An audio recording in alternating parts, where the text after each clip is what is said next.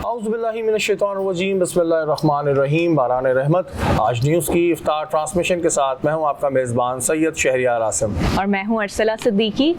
आज 17 रमज़ानुल मुबारक है और आज के दिन ग़ज़वा बदर हुई थी। जी हाँ, मुसलमान और कफ़ार के बीच में होने वाली पहली जंग, जिसमें मुसलमानों की तादाद बहुत कम थी, 313 थी, और दूसरी जानिब अगर हम देखें तो 1000 फौज का लश्कर था। यहाँ साजो सामान भी कम था, घोड़े भी कम थे और वो लोग साजो सामान से लेस थे। लेकिन फिर अल्लाह ने अपनी मदद फरमाई और मुसलमानों ने जंग जीती। इसमें कफ़ार का जो लीडर था अबू जहल, वो भी मारा गया।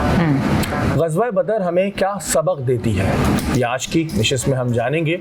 और अरसला ज़ाहिर है, जब हम बात करते हैं इस तरह की कि कहीं तादाद 313 थी और वहाँ पर 1000 का लश्कर था और अल्लाह ताला ने फिर मदद फरमाई और फिर मुसलमान जीते भी, तो ये मुसलमानों के लिए भी एक बड़ी फतह थी और जिसे कहते हैं कि इस्लाम की पहली फतह थी। बिल्कुल बिल्कुल ऐसा ही है। और इससे हमें ज़ाहिर सबक यही मिलता है कि अगर हम अल्लाह की रस्सी को मजबूती से थामे रखें तो बहुत सारी चीज़ें जो है आसान हो जाती हैं। हम लोग अगर इस चीज़ पे तवक्कल कर लें तो तादाद, चीज़ें, ये सब मायने नहीं रखती। इससे हमें ये सबक मिलता है, लेकिन ये आगे हम अपने मुफ्ती साहिबान से पूछेंगे। हमारी इस वक्त नशिस्त पे जो हमारे मेहमान मौजूद हैं वो बहुत ख़ास हैं और ख़ास फूड के नाम से ही वो अपना एक बिज़नेस चलाते हैं। और जितने भी हमारे ब्लाइंड लोग होते हैं उन्हें शेफ़ की ट्रेनिंग देते हैं और उसके बाद वो लोग अपना काम शुरू करते हैं। हमारे साथ मौजूद हैं अली तरीन, फाउंडर हैं, CEO हैं ख़ास के। अस्सलाम वालेकुम अली भाई। अस्सलाम वालेकुम, थैंक यू सो मच। आपको खुशामदीद कहते हैं। बहुत शुक्रिया जी, थैंक यू सो मच। और उनके बराबर में मौजूद हैं हमारे शाहरुख खान, ये जो है ये भी शेफ़ हैं। अस्सलाम वालेकुम। वालेकुम सलाम। शाहरुख भाई आपको भी खुशामदीद कहते हैं। जज़ाकल्लाह सर, आप लोगों ने मदद किया, बहुत बहुत शुक्रिया। अली भाई आपसे शुरुआत करेंगे कि ये आइडिया कैसे आया कि जो ब्लाइंड पर्सन्स हैं उनको शेफ़ बनाया जाए ताकि वो अपनी ज़िंदगी आगे सही तरीके से गुजार सकें। जी thank you so much. I think idea से पहले थोड़ा सा मैं अपने बारे में बताता हूँ। मैं 10 साल की उम्र में आईसाइट मेरी चली गई थी और मेरी बहन की 18 साल की उम्र में आईसाइट चली गई थी और हम दोनों ने मिलकर इस आइडिया पे काम करना शुरू किया। हमें जो सबसे बड़ा चैलेंज लगता था वो ये कि जो लोग देख नहीं सकते उनके लिए अपॉर्चुनिटीज़ बहुत लिमिटेड हैं या वो रिस्ट्रिक्टेड हो जाते हैं, स्किल डेवलपमेंट की हवाले से काम नहीं होता। तो हम हमेशा ये सोचते थे कि एक ऐसा इनिशिएटिव किया जाए जिससे एक तो माशरे को अवेयरनेस भी जा सके और टेंजिबल चीज़ें भी हम कर सकें, जिसमें हम स्किल डेवलपमेंट कर सकें और रियल अपॉर्चुनिटी पे काम कर सकें। तो इसी थॉट के साथ मैंने और मेरी बहन फ़िज़ा ने ख़ास फूड्स का आगाज़ किया और इसमें हम 3 तरीके से काम करते हैं। पहला हमारा जो बड़ा यूनिक है वो ये जिसमें हम अवेयरनेस के हवाले से बात करते हैं, तो हमारा एक डाइनिंग इन द डार्क का कॉन्सेप्ट है, जिसमें हम तमाम लोगों को जो इस एक्टिविटी का हिस्सा बन रहे होते हैं उनकी आंखों पे पट्टी बांध के उनको खाना सर्व करवाते हैं। जो दूसरा हमारा इम्पॉर्टेंट इनिशिएटिव है वो ये कि हम विजुअली इम्पेयर्ड लोग जो देख नहीं सकते उनको शेफ़ की ट्रेनिंग प्रोवाइड करते हैं सो दैट वो हमारे इनिशिएटिव का हिस्सा भी बन सकें, वो अपने लिए जो है वो अपॉर्चुनिटीज़ भी क्रिएट कर सकें और स्किल डेवलपमेंट भी हो सके। और जो तीसरा फिर ये जो शेफ़ हमारे साथ ट्रेंड हो जाते हैं, जो बन जाते हैं, वो हमारे लिए फूड प्रोडक्ट्स भी बना रहे होते हैं और हमारे साथ डाइनिंग इन द डार्क का जो है वो हिस्सा भी बन रहे होते हैं। तो जो हमारे अपने चैलेंजेस थे उन चैलेंजेस को मद्देनज़र रखते हुए हमने अपनी वीकनेस को स्ट्रेंथ बनाया और अपने चैलेंजेस को अपॉर्चुनिटीज़ में कन्वर्ट किया। बिल्कुल, अल्लाह ताला भी ऐसे लोगों से बड़ा खुश रहता है कि आपको अगर कोई आपके साथ कोई वीकनेस है लाइफ में, तो हमारे यहाँ बहुत जल्दी लोग जो है ना वो डिसहार्ट हो जाते हैं और जिसे कहते हैं कि वो कहते हैं कि अब हमसे कुछ हो नहीं सकता, गिव अप कर देते हैं। लेकिन उसकी एक बड़ी मिसाल अली भाई और बहन यहाँ मौजूद मौजूद हैं। अली भाई, जब ज़ाहिर इस काम को स्टार्ट किया तो जो चैलेंजेस फेस किए वो क्या थे, थोड़ा सा हमारे नाज़रीन को बताएं, क्योंकि हमारे यहाँ लोग बहुत जल्दी जो है वो अरसला वाली बात गिव अप कर देते हैं। आई थिंक एक तो जो चैलेंज अगर मैं आपको बताऊं तो टू बी वेरी ऑनेस्ट मैं ये एक्सपेक्ट नहीं कर रहा था कि एक ऐसा इनिशिएटिव हम शुरू करेंगे और वो लोगों में इतना मकबूल हो जाएगा। जब हमने अपना ये पहला एक एक प्रोडक्ट हमने बनाया तो मुझे लग रहा था लोगों को डर लगेगा, लोग सोचेंगे कि यार ये एक ब्लाइंड इंडिविजुअल है जो लोग देख नहीं सकते, वो खाना कैसे बना सकते हैं। लेकिन लोगों की जानिब से हमें बड़ा अच्छा फीडबैक मिला और लोगों ने उसको जो है वो एक्सेप्ट करना शुरू किया। और जब हमने अपनी एक पहली वीडियो डाली तो वो विद इन 24 आवर्स जो है वो वायरल होना शुरू हो गए। जो चैलेंजेस हमें लगता था कि वो ये कि बहुत सारे लोग, हम क्योंकि ट्रेन करना चाहते थे विजुअली इम्पेयर्ड लोगों को, हमें ये चैलेंज लगता था कि माँ बाप बच्चों पे ट्रस्ट नहीं कर सकेंगे, उन इंडिविजुअल पे ट्रस्ट नहीं कर सकेंगे। Because when it comes to kitchen, जब आप किचन में जाते हैं तो कोई आम शख्स भी जब जाता है तो उसके कई चैलेंजेस होते हैं। आपने जो है वो चूल्हे को भी फेस करना होता है, आपने छुरी भी उठानी होती है, आपने बहुत सारी चीज़ें करनी होती हैं। तो उसके लिए हमने लोगों के लिए अवेयरनेस क्रिएट करना शुरू की। फिज़ा ने और मैंने खुद से ये लीड करना शुरू किया, लोगों को बताया कि जब हम खुद बीइंग अ विजुअली इम्पेयर्ड ये सारी चीज़ें किचन में कर सकते हैं तो व्हाई नॉट, बाकी लोग क्यों नहीं कर सकते। और फिर इसी तरह हमारे साथ लोग जुड़ते गए और कारवां चल रहा है अल्हम्दुलिल्लाह। तो अब तक माशाल्लाह कितने लोगों को आप जो है वो ट्रेन कर चुके हैं? हमने अब तक 100 से ज़्यादा विजुअली इम्पेयर्ड लड़के और लड़कियों को जो है वो ट्रेन कर दिया है।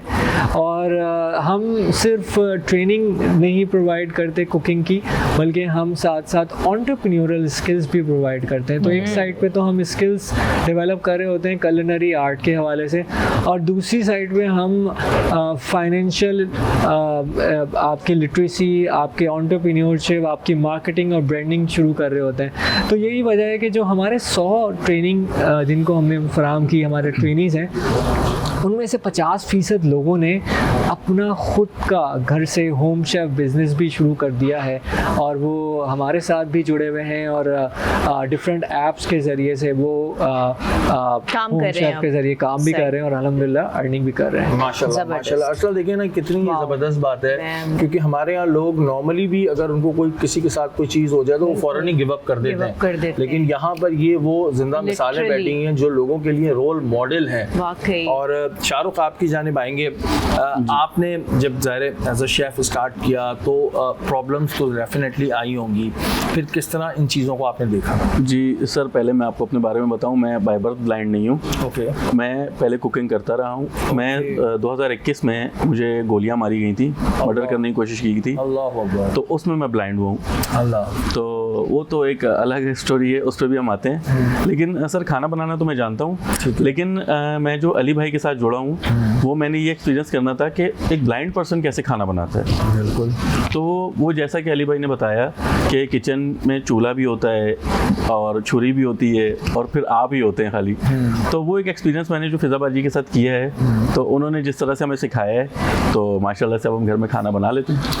अच्छा, मुझे ये बताइएगा, जैसे आप किचन में जाते हैं तो ज़ाहिर चीज़ों को फिर सूंघ के उसका वो करते हैं, किस तरह मसालों में और उसमें कैसे फ़र्क करते हैं? जी, इसके लिए ना मुख्तलिफ हमें ट्रेनिंग्स दी जाती हैं। जैसे कि एक तो होता है कि आपको स्मेल से आइडिया होता है, कुछ चीज़ों को आप हाथ से टच करके, जिस तरह आप काली मिर्च है, लौंग है, जीरा है, इन सब चीज़ों को तो आप हाथ से भी चेक कर लेते हैं। और कुछ जो चीज़ें होती हैं उसको आप स्मेल करते हैं। लेकिन मेरा जिस तरह के एक मामला है कि मुझे गन शॉट का मामला है, तो मुझे अब स्मेल नहीं आती, किसी भी किस्म की खुशबू बदबू नहीं आती मुझे। अच्छा। जी, क्योंकि मेरे सर में जब गोली लगी है, दोनों आँखों के पीछे से गई है, नाक के पीछे से गई है, तो मेरे सेंसेस डैमेज हो चुके हैं। अल्लाह। तो मेरी अलग से ट्रेनिंग हुई थी, तो मुझे ज़्यादातर टच करने का और टेस्ट करने से मुझे बताया गया था कि आपने टेस्ट करना है, हर चीज़ का टेस्ट मुझे बताया कि इसका टेस्ट ये होता है, वो मतलब एक हल्का से टच करते हैं और ज़बान पे लगा देते हैं, आपको पता लग जाता है क्या चीज़ है। लेकिन एक बात बताऊं, अल्लाह ताला ने आपका एक इम्तिहान लिया और आप उस इम्तिहान में माशाल्लाह पास भी हो गए अल्हम्दुलिल्लाह। और अल्लाह ताला ऐसे लोगों को बहुत पसंद करता है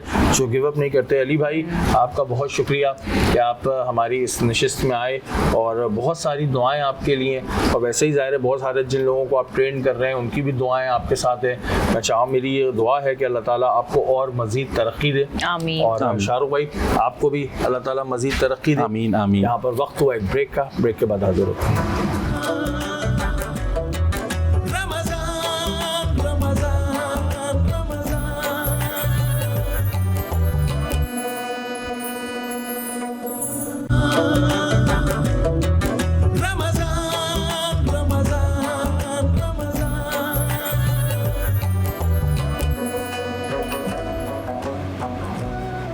खुशामदीद जी, आप देख रहे हैं बाराने रहमत और इसी के साथ हम ब्रेक से वापस आ गए हैं और आ गए हैं हम हमारी और आप सबकी फेवरेट जगह पर, किचन में। अस्सलाम वालेकुम सिमरा, कैसी हैं आप? वालेकुम अस्सलाम, मैं बिल्कुल ठीक, आप लोग कैसे हैं? वालेकुम अस्सलाम। ये आज हम तीनों ने क्या सेम 1 2 3 है ना, एक अच्छा, हमारा ये ग्रुप अच्छा हुआ है कुछ ये कोइंसिडेंस हो गया है ना? है कि कुछ मिक्स कलर्स हो रहे हैं। हाँ। लाइट पिंक, फिर और लाइट, फिर थोड़ा सा डार्क हो गया है। ये हमने एक ही जगह से लिए थे, हम एक ही तीनों जगह से हाँ ले रात लिए में गए हम थे लोग। हम लेने के लिए ना हाँ, कपड़े। एक ही जगह से हमने कपड़े ले लिए थे, तो इन दो के तो मिल गए थे। उन्होंने कहा ये एक बचा है सूट, मैंने कहा लाइए आप मुझे दे दें। क्या बना रही है जनाब आज? आज बन रहा है जिंगर बर्गर। जिंगर बर्गर, चलें तो बहुत ही आसान है, हमने भी सुना हुआ है। ठीक है, इसमें कोई नाम तो नहीं रख दिया आपने? जिंगर बर्गर ठीक जिंगर ही है। तो किस तरह बना रही हैं आप इसको? मैंने चिकन की जो मैरिनेशन वगैरह करके रख दी है। हम इसको डालडा कॉर्न ऑयल में फ्राई करेंगे, कि जहाँ मामता वहाँ डालडा।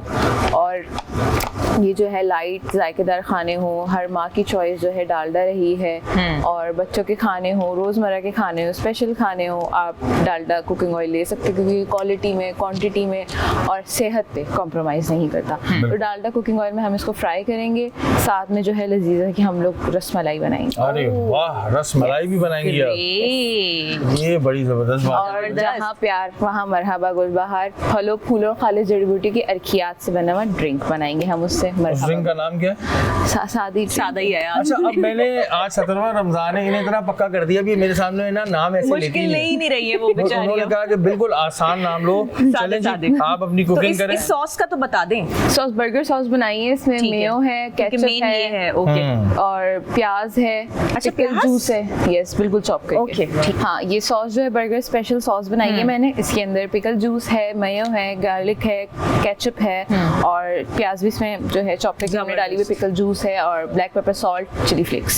ठीक है जी, आप तैयारी पकड़े, फिर हम आते हैं थोड़ी देर बाद थोड़ी देर बाद। जब आते हैं। आपकी बड़ी रेसिपी जबरदस्त कंप्लीट किस्म हो के इन्होंने जाएगी। खाने बनाए हुए हैं हाँ। जी। 17 रमजान है और इनकी वजह से मेरा वेट अगर कम नहीं हो रहा तो बढ़ने भी नहीं दे रहा तो हूँ। बढ़ने भी नहीं दे रहा ना, क्योंकि आप बहुत लिमिटेड जो है वो मैंने देखा है कि हाथ आपका रहता है खानों पर, हाँ, तो इतना ये ज्यादा आप अभी नहीं हुआ करते। है, इन कुछ अभी दिनों हुआ है। में मुझे ख्याल क्या आया। बात है, क्या बात है जी। इसी के साथ हमारे नशिस्त पे गेस्ट भी मौजूद हैं, doctor Saima Yasir, skin specialist. अस्सलाम वालेकुम, कैसी हैं आप? वालेकुम सलाम, रमजान मुबारक। आप खैर लोगों को। मुबारक, आपको भी मुबारक।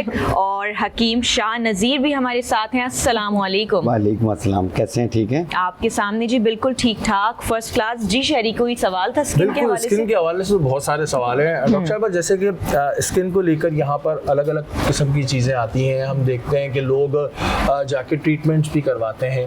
पहले तो मुझे ये जानना है, जो स्किन के ट्रीटमेंट्स आए हुए हैं अलग अलग नामों के, मुख्तलिफ नामों के, आइदर इट्स सेफ और नॉट।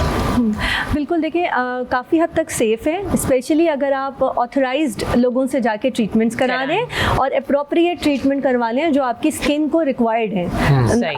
अननेसेसरी ट्रीटमेंट डेफिनेटली नुकसान पहुंचा सकते हैं। तो जब भी आप किसी ऑथराइज्ड पर्सन के पास जाते हैं, जैसे MBBS डॉक्टर हो गए, डर्मेटोलॉजिस्ट हो गए, एस्थेटिक फिजिशियंस हो गए, तो वो आपकी स्किन को देख के आपको प्रिस्क्राइब करते हैं कि आपको एग्जैक्टली कौन से ट्रीटमेंट की ज़रूरत है। अच्छा, जैसे आपने कहा एस्थेटिशियंस, तो यहाँ तो अभी हर कोई बना हुआ है, ठीक है। यहाँ पर जिन्होंने ये थोड़ा सा कोर्स कर लिया ना, जो पहले ब्यूटी पार्लर चलाते थे, उन्होंने अपने नाम के साथ डॉक्टर लगा दिया है। डॉक्टर लगाने के बाद वो अपना एस्थेटिक क्लिनिक चला रहे हैं, जिसकी वजह से कई लोगों को नुकसान भी हुआ है। तो अब हम ये पहचाने किस तरह कि भाई असली कौन है, असली कौन है, नकली कौन इसके है? लिए थोड़ी सी एफर्ट करनी होगी आपको। डेफिनेटली ये देखना होगा कि जो डॉक्टर हैं जिनके पास आप जा रहे हैं वो क्रेडिबल हैं डॉक्टर या नहीं। तो ये थोड़ा उनकी सर्टिफिकेशन इंजेक्शंस वगैरह इन ठीक सब है। चीज़ों को देखना होगा, इन उसके बाद अच्छा। ही आप डिसाइड कर तो सकते वो हैं हमें कि दिखाएंगे ये सब? अब बिल्कुल अक्सर लगे हुए होते हैं, हाँ, लगे हुए आप होते वैसे हैं, जाके ऑथराइज अगर थोड़ा सेंटर्स पे सा जाते हैं, थोड़ी सी बातचीत करो ना, पता बिल्कुल चल आपको जाता है, आइडिया हो घबरा जाता है, आपको आइडिया हो जाता है। आप जाके ऐसे ही। पहला सवाल उनसे ही कर लें, आप MBBS हैं? वो वैसे ही थोड़ा घबरा जाते, फिर बोलते हैं मैंने कोर्सेज किए हुए हैं, कोर्सेज किए हुए हैं। अच्छा, हमारे यहाँ ये होता है कि लोग स्किन के साथ ना बहुत सारे खुद भी ट्रीटमेंट कर रहे होते हैं। ट्रीटमेंट से मुराद बहुत सारे टोटके कर रहे होते हैं, होम रेमेडीज। कुछ टोटके तो अच्छे होते हैं, रेमेडीज अच्छी होती हैं, लेकिन क्या सोशल मीडिया पे कुछ ऐसे एड्स आ रहे होते हैं जिनकी ना कोई ऑथेंटिसिटी होती है, ना हमें पता होता है कि भाई ये किसका है क्या है, लेकिन हम इस्तेमाल करना शुरू कर देते हैं और सम टाइम बड़ा नुकसान होता है। बट सम टाइम नहीं, काफ़ी टाइम बहुत ज़्यादा नुकसान होता है, क्योंकि देखें सोशल मीडिया पे जो चीज़ें बिक रही हैं वो मोस्टली इन्फ्लुएंसर मार्केटिंग पे की वजह से बिक रही हैं। एंड Yes, इन्फ्लुएंसर उनकी मार्केटिंग करें डजंट मीन्स कि उनकी स्किन इसकी वजह से बेहतर हो रही है। तो इसके अलावा भी वो बहुत सारी ट्रीटमेंट्स करा रहे होते हैं। सबसे पहले आपको ये जानने की ज़रूरत है कि आपकी स्किन किस टाइप की है किस type और की है। आपकी स्किन को कौन सी प्रोडक्ट्स की ज़रूरत है। रिश्तेदारों से पूछ के या सोशल मीडिया मार्केटिंग के थ्रू प्रोडक्ट्स को देख के अपनी स्किन पे लगाने से गुरेज करना चाहिए, क्योंकि अल्टीमेटली फिर क्या होता है, स्किन ज़्यादा डैमेज हो जाती है और आपका ज़्यादा पैसा और ज़्यादा टाइम ज़ाया हो रहा ये होता है। माशाल्लाह आपकी स्किन तो इतनी जो है वो जबरदस्त है। देखिए हाँ। जरा शहरी, आप पहले बता दें आपकी स्किन का क्या राज है? अपनी स्किन का पहले बता दें, हम अपनी बाकियों का स्किन तो का बाद बता में दें, हम पूछेंगे। फिर बाद में पूछेंगे। नहीं देखिए, सबसे पहले तो अच्छा खाना, हाँ। कि अगर आप डाइट अपनी अच्छी रखते हैं तो डेफिनेटली आपकी स्किन ग्लो करती अच्छा, है। अच्छे खाने में ना हमारे यहाँ लोग समझते हैं नहीं, बिरयानी, नॉट मुर्गे मुरगन पाए, खाने हाँ, नहीं, ये जरा चिकनाई clear से कर दें। भरपूर खाने नहीं, बिल्कुल। वो सारे पोर्शंस ऑफ डाइट जो न्यूट्रिशन के लिए रिक्वायर्ड होते हैं, जिसमें protein, carbohydrate, Yes. Fats, minerals, vitamins, ये सब चीज़ें चाहिए Exactly. होती हैं। फल, सब्जियाँ, ये सब चीज़ें आपने अच्छा, खानी जैसे है। प्रोटीन हो गया, प्रोटीन की आपने बात की,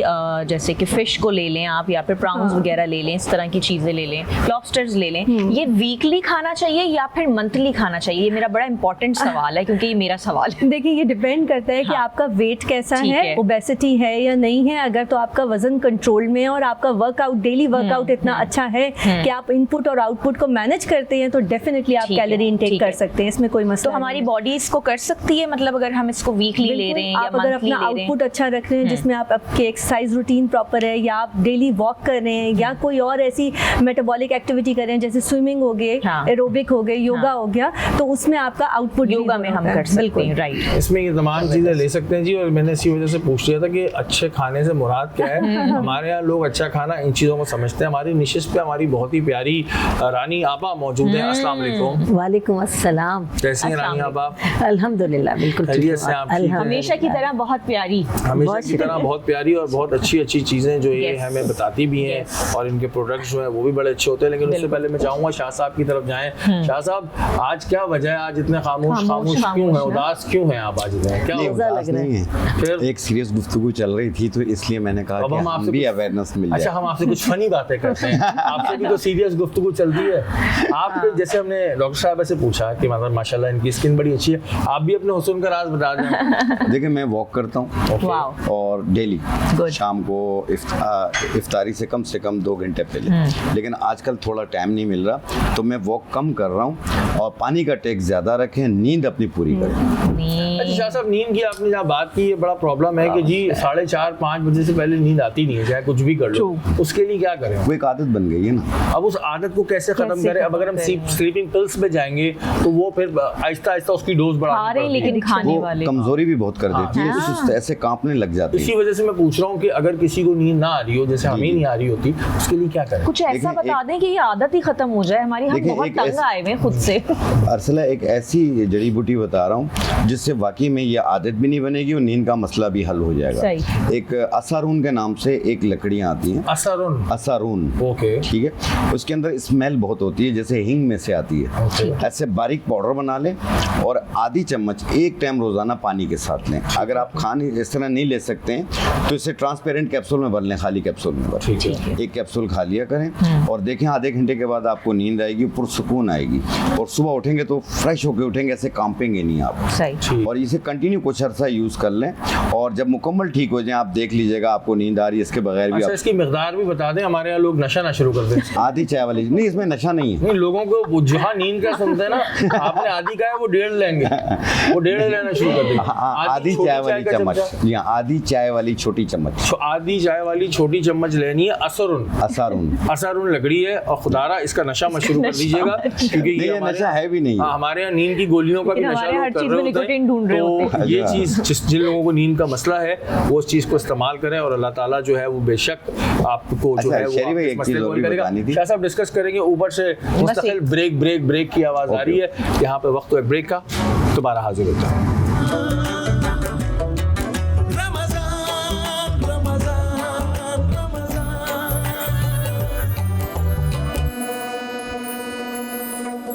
रानी आपा, बुखार ने बड़ा तंग किया हुआ है, और ख़ास तौर पे आजकल एक तो पहले गला ख़राब होता है सबसे पहले, उसके बाद बुखार चढ़ना शुरू हो जाता है। क्या करेंगे, बुखार चढ़ रहा है?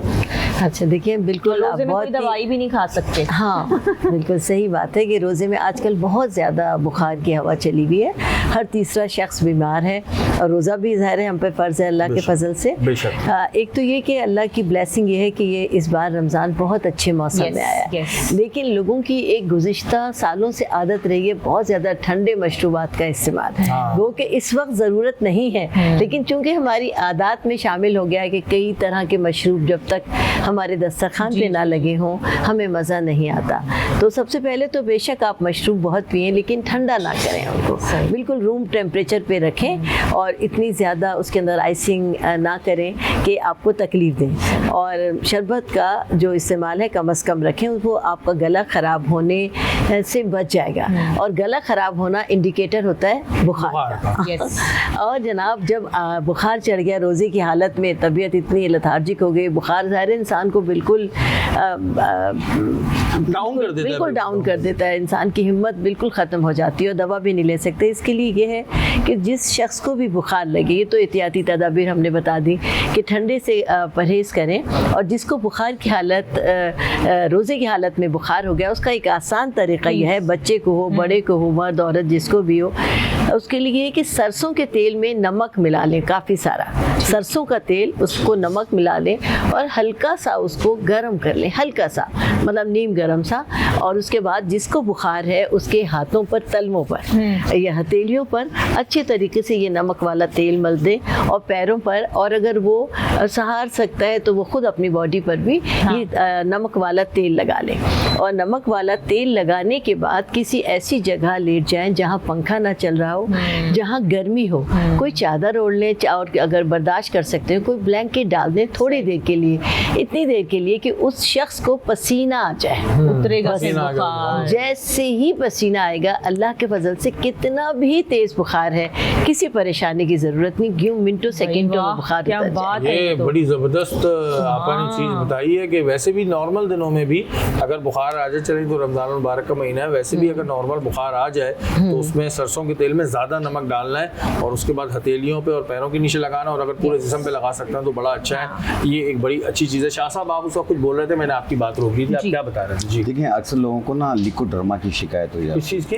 जो बर्स, ओके, वाइट निशान बनते हैं, बिल्कुल, जिसको हम कहने लगते हैं कैल्शियम के धब्बे होगा। जी हाँ, बाद लोगों को कैल्शियम के होते हैं, वो कैल्शियम अलग चीज़ है, ओके, और बर्स अलग चीज़ है। ओके, बर्स में ये है कि अगर इसे थोड़ी सी धूप में चलेंगे तो वो जगह लाल हो जाती है, जो सफ़ेद निशान होते हैं, तो उसको क्यूर करने के लिए एक तो अंजीर का इस्तेमाल ज़्यादा करें। अंजीर, एक अंजीर 2 अंजीर रोज़ाना खाएं, और इसमें कम से कम 4-5 महीने लगते हैं इसको क्यूर होने में। और एक बीज मिलेंगे आपको बापची, बापची, उसका ऑयल लेना है, बापची का ऑयल, रोगन है बापची, वो लगाना है उसके ऊपर, अच्छा, रोज़ाना लगाना है 1 टाइम।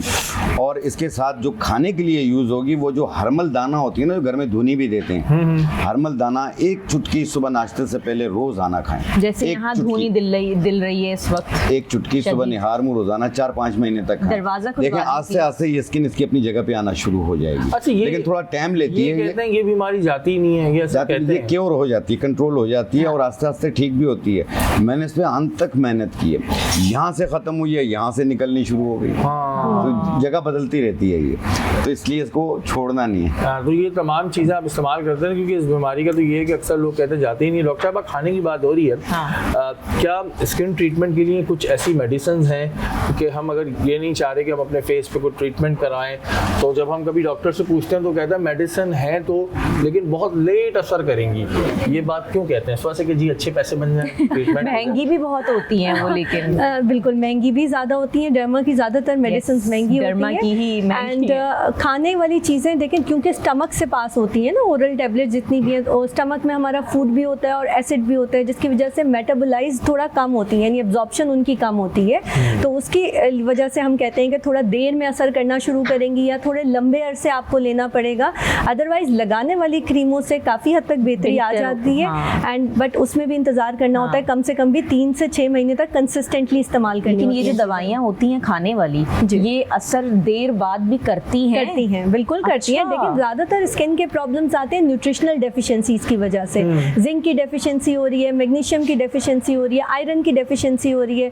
अगर किसी में आयरन की डेफिशिएंसी होती है तो छाइयाँ पड़ने लग जाती हैं। प्रोटीन की डेफिशिएंसी होती है तो स्किन आपकी लटकने लग जाती है, झुर्रियाँ पड़ने लगती हैं। आपका क्योंकि मसल मास ख़त्म हो रहा होता है, एंड तो इसलिए इन सब के लिए सप्लीमेंट्स अवेलेबल हैं और आप वो ले सकते हैं कि अगर आपकी डाइट अच्छी है। वरना पहली कोशिश ये करनी चाहिए कि डाइट के थ्रू कवर अप करें। अच्छा, फ्रूट कितनी मदद करते हैं स्किन को बेहतर बनाने के लिए, और वो कौन से फ्रूट्स हैं कि जिनका इस्तेमाल रखें तो स्किन अच्छी रहेगी? ऑल फ्रूट्स, मैं किसी एक फ्रूट को नहीं कहूँगी कि हाँ ये काम करता है और ये नहीं करता। लेकिन कुछ फ्रूट्स वेट गेन भी तो करते हैं। सीजनल फ्रूट, हर सीजनल फ्रूट अल्लाह ताला ने उस सीज़न में जो रखा है उसकी अफादियत है और उसको उस सीज़न में एक मीडियम मिकदार में इस्तेमाल करना चाहिए। आई वोंट से कि हाँ बहुत एक्स्ट्रा ऑर्डिनरी खा लें कि आप उससे स्किन ज़्यादा बेहतर हो जाएगी, क्योंकि definitely excess of everything is bad, तो कोई ना कोई नुकसान हो सकता है। इसलिए हर मीडियम क्वांटिटी में आप यूज़ कर सकते हैं। हाँ, वो लोग जिनको जैसे डायबिटीज़ का मसला है और आमों का सीज़न है तो थोड़ा सा आपको एहतियात करके इस्तेमाल करना होगा। लेकिन सीजन का फ्रूट मुझे लगता है कि खाना चाहिए। सीजन का जो हो ना वो उस टाइम पे बड़ा बेहतरीन रहता है। जैसे अभी ऑरेंज आए हुए हैं, बिल्कुल, तो ऑरेंज बड़े बेस्ट रहते हैं और best in vitamin C, immunity को भी बूस्ट करता है, आपका स्किन टोन का कलर बेहतर करता है आपका। ऑरेंज बहुत अच्छे हैं, स्किन का टेक्सचर इंप्रूव करता है, स्किन के लिए बहुत अच्छे और हैं। लेकिन ऑरेंज हम जाने वाले हैं और आम की बात करी, गर्मी आएंगी, आम आएंगे तो उन्होंने बता दिया है कि ज्यादा मत खा लीजिएगा भाई। हर चीज में ना एक लिमिट होती है, तो लिमिट से अगर आप पानी भी लिमिट से ज्यादा पी लेंगे तो उल्टियां लग जाएंगी। तो हर चीज की एक लिमिट होती है। आप बात हो रही है स्किन की थोड़ी, इनसे आपके पास भी बड़ी चीजें होती हैं। अब हमारे यहाँ लोगों को होता है फेयर कलर हो गया, कुछ लोग क्रीमें लगाते हैं मुंह पे तो उनका मुंह गोरा हो जाता है, गर्दन काली रह जाती है, और जिसे हम फॉर्मूला क्रीम कहते हैं। मुंह ऐसा लाल सा और गर्दन बिल्कुल काली, तो हम चाह रहे हैं कि मुंह गर्दन दोनों सही रहे, उसके लिए क्या करें? बिल्कुल, मैं डॉक्टर साहिबा की बात से बिल्कुल एग्री करती हूँ कि सारा हमारी ना सिर्फ ये कि स्किन का बल्कि बॉडी का इन्हिसार भी हमारी जो न्यूट्रिशन है उसकी बुनियाद पर है। बिल्कुल, तो जितनी अच्छी हमारी ग़िज़ा होगी, हमारी चेहरा कहते हैं चेहरा आईना है, प्रायोरिटी ग़िज़ा ही है वैसे। तो मैं चूँकि मेरी प्रोडक्ट है हर्बल क्वीन के नाम से, तो इसमें सबसे ख़वातीन, देखिए ख़वातीन को हम सिर्फ नहीं फोकस करेंगे, मर्द हजरात भी, क्योंकि हमने कुछ बिगाड़ा नहीं आपका। हाँ बिल्कुल बिल्कुल इसी लिस्ट में आते हैं। बिल्कुल, हमारी फ्रेकल के नाम से जो क्रीम है, मैं तमाम ख़वातीन को जब भी देती हूँ मैं हमेशा ये कहती हूँ कि यहाँ से शुरू करें, यहाँ तक इस्तेमाल करें, और बाकी जो बचे अपने हाथों पर इनको नज़रअंदाज ना करें, क्योंकि चेहरा बिल्कुल गोरा हो, हाथ काले हो, तो जब भी कि इतना लोग लगा लेते हैं। अरे गर्दन भी तो अपनी है, हाँ हमारे रिश्तेदार हैं, हाँ बिल्कुल बिल्कुल। तो यहाँ से यहाँ तक टाइटनिंग की बहुत ज़रूरत है कि जैसे हमारे पास वो लोग जिनकी स्किन का कोलेजन कम हो जाता है, उनकी स्किन पर रिंकल्स आ जाते हैं, और औरत कभी नहीं चाहती कि वो बूढ़ी नजर आए। अब तो मर्द भी नहीं चाहते आप। हाँ बिल्कुल। अब देखिए मैं इस स्टेज पर हूँ अल्हम्दुलिल्लाह, तो मैं भी नहीं चाहूंगी कि मैं बूढ़ी नजर आऊँ, तो नजर भी नहीं आती माशाल्लाह। आप माशाल्लाह बिल्कुल ख्याल भी तो रखते हैं ना। ये चीज ख्याल सबसे पहले। आपको किसने कह दिया कि आप बूढ़ी नजर आती? नहीं, वो सारी चीजें ज़ाहिर है अपनी केयर करनी होती है। हर आदमी, औरत एक बूढ़ी औरत का लफ्ज नहीं सुन सकती, कोई मुझ समेत, हर औरत, और मर्द भी, और सुनना भी नहीं चाहिए। देखिए अल्लाह ताला ने खुद कहा है कि अपना ख्याल रखो, मेंटेन रखिए। आपकी सबसे पहली जरूरत मुझे लगता है कि आप खुद हैं। वो है ना कि खुदा ने आज तक उस कौम की हालत नहीं बदली ना हो जिसको ख्याल खुद अपनी हालत के बदलने का। इंसान को खुद एहसास होना चाहिए, और चेहरा आईना है, आपको पता है कि आप कैसे हैं। और तमाम लोगों को भी मशवरा दें, हम चूंकि हर्बल पे काम करते हैं, हर्बल का कोई साइड इफेक्ट नहीं है, धीरे धीरे रिजल्ट देती है, लेकिन हमेशा के लिए देती का केमिकल से हम हमेशा अवॉइड करने का कहते हैं कि वो फौरन बहुत ही क्विक रिजल्ट होती है, लेकिन क्विक ही रिजल्ट आपका बैक खराब पर भी भी बहुत चला जल्दी होता है, जी। बिल्कुल। तो इसलिए हम हमेशा कहते हैं कि केमिकल की और हर्बल की एक जंग जारी रहती है, और कि भाई वो फौरन इफेक्ट लेकिन देती जीतता है। हर्बल ही है। हाँ, और हर्बल जो है देखिए ये तो रोज़े अज़ल से है, जी। जब से दुनिया कायम हुई है अल्लाह ताला ने जो एक गंदम का दाना है ये भी हर्बल है, ये भी जड़ी बूटी है जो ज़मीन से अल्लाह ताला ने पैदा किया है। और जिस ज़मीन से अल्लाह ताला ने जिस मिट्टी से हमारी नशोनुमा की, इसी मिट्टी में हमें जाना है, और इसी मिट्टी की हर चीज़ से हमारे लिए जो दाना गंदम पैदा हो रहा है हमारी बका के लिए पैदा हो रहा है। तो इसकी अंदर जो चीज़ें हैं अगर हम उसमें रिसर्च करके उसी को अपने लिए इस्तेमाल करें तो वो हमेशा काबिल इज़्ज़त भी हैं और देर पर रिजल्ट भी देती हैं और उसके कोई साइड इफ़ेक्ट नहीं होते। अच्छा, रंग गोरा करने का भी कोई बता देना ना। हाँ, जी, हाँ, रंग गोरा हमारी करने के लिए बच्चियां वैसे तो देख हमारी रही हैं घर क्रीम में है जो बैठ कि के। बहुत शॉर्टकट है, फ्रेकल के नाम से है, और उसके साथ में दूसरी क्रीम भी देती हूँ क्योंकि जिसकी स्किन पे यानी डार्क स्पॉट है, डिस्कलरेशन हो गई है, झाइयाँ कलर हो डार्क गई हो हैं। गया, झाइयाँ हो गई हैं, डार्क सर्कल हो गए हैं, तो ये तो एक वाइटनिंग का प्रॉब्लम है। लेकिन इसके साथ साथ स्किन काफ़ी लूज भी हो जाती है, खवातीन की एकदम सैगी हो जाती है, अच्छा, मर्द हजरात की भी। अब मुझे आप बार बार खवातीन कहती हाँ, हैं। हमारे यहाँ- sorry, हमारे यहाँ लड़के बाइक चला रहे होते हैं, इतना हाथ काला बाकी जिस्म गोरा, अब वो क्या करें? हाँ बिल्कुल, और मुझे बड़ा अच्छा लगता है कि आजकल बीवी आकर अपने शौहर के लिए जब प्रोडक्ट तलब हाँ, करती है, जरूरी हो गया हाँ, ना। बिल्कुल बिल्कुल, और बहुत अच्छा है। हमारे पास एक फेस वॉश है जो वाइटनिंग के साथ है, मैं हमेशा रिकमेंड करती हूँ, मर्दों के लिए भी कहती हूँ कि ना सिर्फ ये कि वो अपने चेहरे पर क्रीम लगाएं, यहाँ पर भी लगाएं, अपने हाथों पर भी लगाएं और यहाँ तक लगाएं, क्योंकि उनको हमसे ज़्यादा धूप में जाना होता है। फेस वॉश का इस्तेमाल करें, और एक फेस पॉलिश हम देते हैं रिजल्ट को क्विक करने के लिए, वो हफ्ते में 2 बार लगानी होती है 20 मिनट में। उसमें हल्का सा ब्लीचिंग इफेक्ट होता है, क्योंकि ब्लीचिंग इफेक्ट के बगैर हर्बल में भी बेहतरीन ब्लीच है। मैं आपको बता दूं, जो लोग यानी ये भी कह सकते हैं ओए होए कहाँ से आ गई हर्बल में ब्लीच है, हर्बल ब्लीच जो लोग बनाना चाहें वो अपने घरों में भी बना सकते हैं। 2 लौंगे ले लें चाहिए और 2 बादाम, 2 लौंगे 2 बादाम, इनको बारीक पीसकर पाउडर बना लें, और इस बारीक पाउडर को पीसने के बाद इसके अंदर आधा नींबू निचोड़ लें, आधा नींबू निचोड़ने के बाद, और इसके अंदर 1 पिंच खाने का जो बेकिंग सोडा होता है वो मिला लें। अब देखिए उसी तरह इसमें झाग बनना शुरू हो जाएंगे, और उसको मल लें। बिल्कुल मल लें, मर्दों के लिए भी और औरतों के लिए भी जो बाजार की ब्लीच इस्तेमाल ना करना चाहे, हर्बल ब्लीच इस तरह घर में बनाएं। हमने तो बनाकर तैयार कर बिल्कुल दिया जी, फेस मर्दों वॉश के लिए नाम भी से। आपा से भी ले सकते हैं, और मर्दों को ये कहना चाहूंगा कि भाई अपना भी ख्याल रखा करें, क्योंकि अक्सर ये होता है यहाँ ये कोनिया काली बहुत बुरा लगता है, तो इस वजह से ये तमाम चीजें मैं आप लोगों के लिए पूछ रहा हूँ, तो उसको इस्तेमाल करें। यहाँ वक्त एक ब्रेक का, ब्रेक के बाद हाजिर होता है।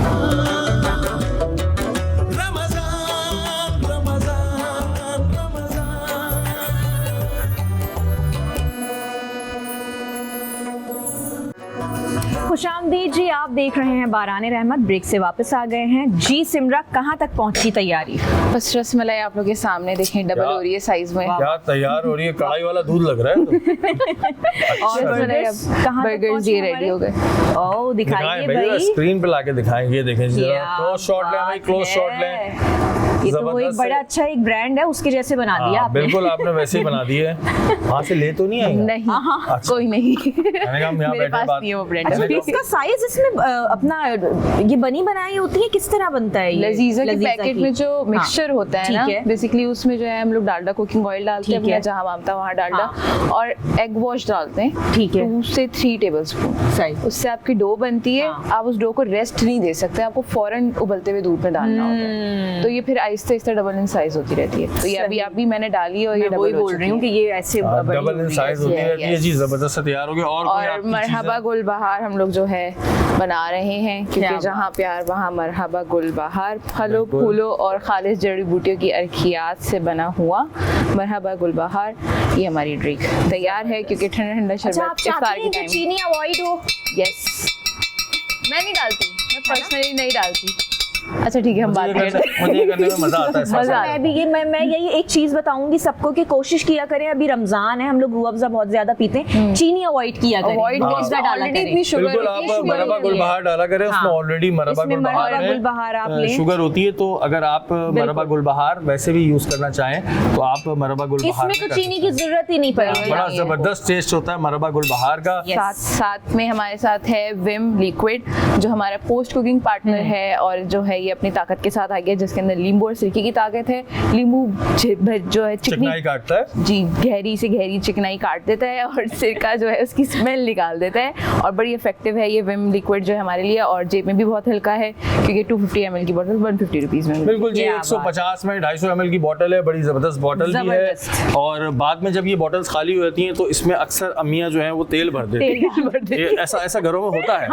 ये कोई मैं वो बात नहीं बता रहा, बिल्कुल है ना रानी आपा, ऐसा होता है तेल हो जाता है, तेल भर देते हैं। ये पुराने हमारे घरों से चीज़ें चली आ रही हैं। शाह साहब, वेट के लिए कुछ बता दें भाई। वेट कुछ लोग कम करते हैं, फिर एक लिमिट पे आके वो रुक जाता है, उसके बाद कम नहीं हो रहा होता, तो एक तो इसकी वजह बता दें और फिर ये बताएं कि जहाँ पे रुक गया आके अब उसको कैसे कम करें। मैं रानी आपा की बात पे जाऊंगा कि माशाल्लाह से जब ये बता रही थी ना कि बूढ़ा कोई नहीं होता, हाँ, बुरा लगता है, तो आपा भी कह रही हैं कि मुझे भी बुरा लगता है अगर कोई बूढ़ा कहे ने तो मुझे तो 34 साल पहले से लेके अभी तक मैं 19 साल का ही हूँ। सही। वो तो आप हैं, वो तो मैंने आपका शनाख्ती कार्ड भी देखा था, उस पे भी 19 ही जा रही है। 19 ही है जा रही है, एक जुबान रखिए। तो उसमें ये है कि अब वो खिलना खिलाना इसी बात पे ही है। एक जुबान रखी है मैंने 19 कई सालों से मैं 19 का हूँ। 19 का ही हूँ 19 पे फिट हो गए, ये 19 से आगे जा नहीं रहा। अच्छी बात है, बहुत अच्छी बात है। दिल 19 साल का है तो बस फिर क्या जरूरत है। और अच्छा शरीफ भाई, जिस तरह वज़न अभी ईद में थोड़ा सा वक्त रह गया और अब माशाल्लाह से ये है कि रोज़े भी अच्छे जा रहे हैं, और जिन लोगों को भी वेट कम करना और क्विक कम करना हो तो बहुत अच्छा रिजल्ट मिलेगा आपको। आपने लेना है सनोबर के पत्ते, सनोबर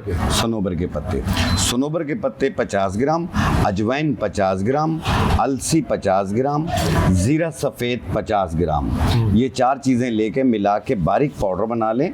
सुबह शाम 1 चाय वाला चम्मच पानी के साथ में। आप देखें जो चीज़ 5 दिन में 6 दिन में काम नहीं करेगी वो 5-6 साल में भी नहीं करेगी।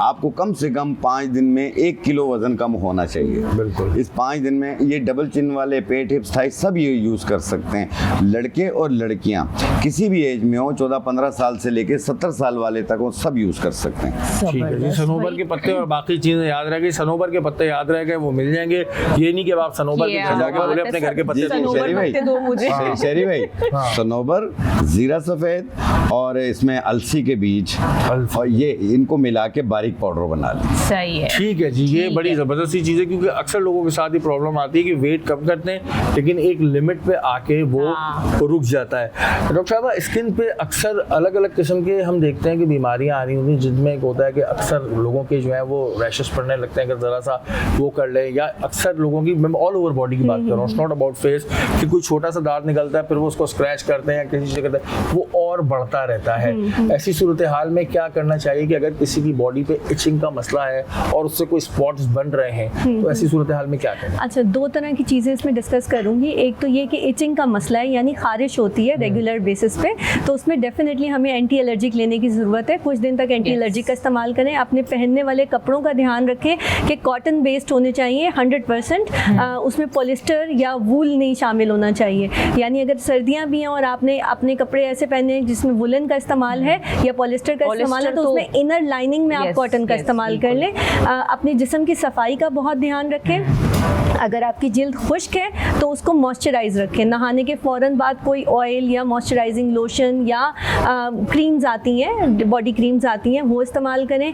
नहाने के लिए एसिड वाले सोप्स का इस्तेमाल ना करें, बल्कि माइल्ड सोप्स का इस्तेमाल करें जो स्किन पे, जिनकी पीएच न्यूट्रल होती है या बेसिक होती है, ताकि वो आपकी स्किन को इरिटेट ना करें। ये सारी चीज़ें खारिश के लिए हैं। अब जहाँ बात है कि खारिश करने के बाद दाग पड़ जाता है या वो बढ़ने लग जाता है, तो एक तो ये कि खारिश नाखून बहुत ज़ोर से नहीं होनी चाहिए, अगर हो भी रही है तो जेंटल इचिंग होनी चाहिए, खारिश करने का होना चाहिए। दूसरा, कुछ क्रीम्स आती हैं, टॉपिकल क्रीम्स आती हैं, आप वो भी लगा सकते हैं, उससे खारिश में कमी आ जाती है। सूदिंग लोशंस आते हैं कैलामाइन के नाम से, और डिफरेंट ब्रांड्स भी हैं जो बना रहे हैं, और आप वो अप्लाई कर सकते हैं, उससे भी खारिश में कमी आती है।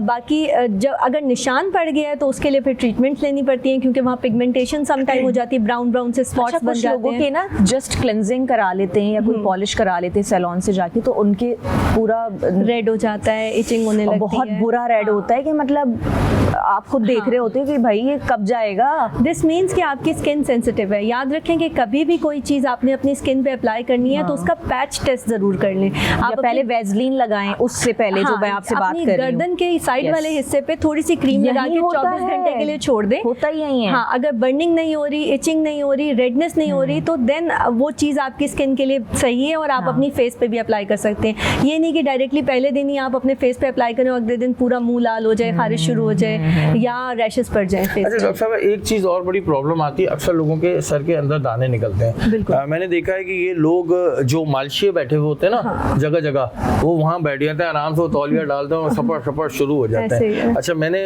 कई दफ़ा देखा कि उनके नेल्स काफ़ी बड़े हुए होते हैं। क्या ये रीज़न होता है कि जो सर के अंदर फिर दाने निकलना या बाल कोर हो जाना, ये होता है रीज़न? बिल्कुल ये रीज़न होता है। आमतौर पे सैलून्स वगैरह से ये चीज़ें इसीलिए ज़्यादा स्प्रेड करती हैं क्योंकि वहाँ ग्लव्स का इस्तेमाल नहीं होता।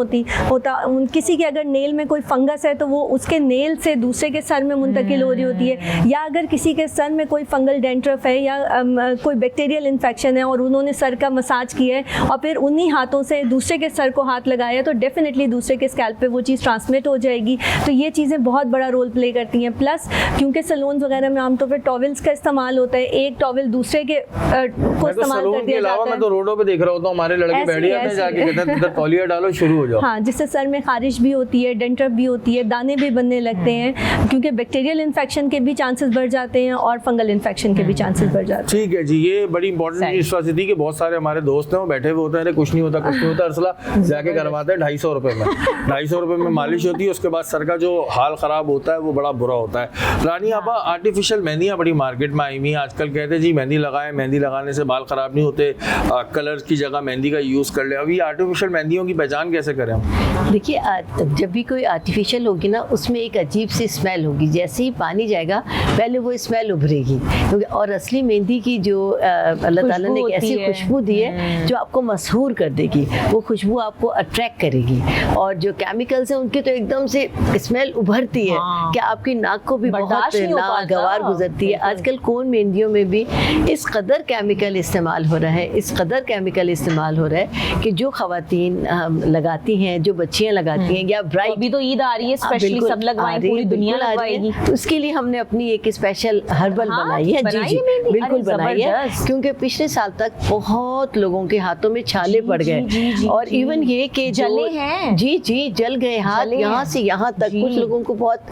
यहाँ तक मेहंदी लगवाने का शौक होता है, उनका बस नहीं चलता कि वो यहाँ से शुरू करवाएं और फिर वो यहाँ। हमारे पास भी अक्सर जो ब्राइड्स आती हैं उनके इस हद तक लगवाती हैं कि बल्कि मैं खुद उन्हें मना करती हूँ। मैं कहती हूँ नहीं बेटा, इतनी तो कपड़ों में छुप जाएंगी, क्या आप यकीन करें मुझे खुद हैरत होती है। मैं देख रही होती हूँ सैलून्स में बैठ के, ईद त्योहारों की बात अगर आप कर ली, यहाँ से उनके पाँव की मेहंदियाँ शुरू हो रही है। मुझे ये बताएं यहाँ कौन देख रहा है? मैं बच्चियों से सवाल करती हूँ, मेरी बेटी यहाँ से कौन देखेगा?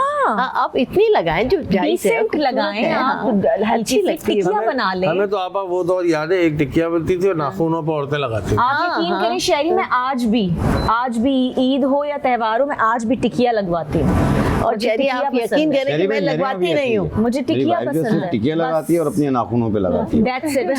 हाँ, जब हम लोग छोटे थे हमारी अम्मी एक सख्त सी मेहंदी का एक गोला बनाती है नी, और यहाँ अम्मी ने रखा, बेटा मुट्ठी बंद कर लो, और उस पे अम्मी हमारी अखबार या कपड़ा बांध देते थे, हम सो जाते थे और वो इतना खूबसूरत लुक आता था। कहते थे कि मछली है, गोल वाला। हाँ, इतनी खूबसूरत लगती थी। मैं आज भी, मुझे मेहंदी का बिल्कुल मुझे नहीं याद पड़ता मैंने कभी कोई डिजाइन लगवाया हो, नेवर।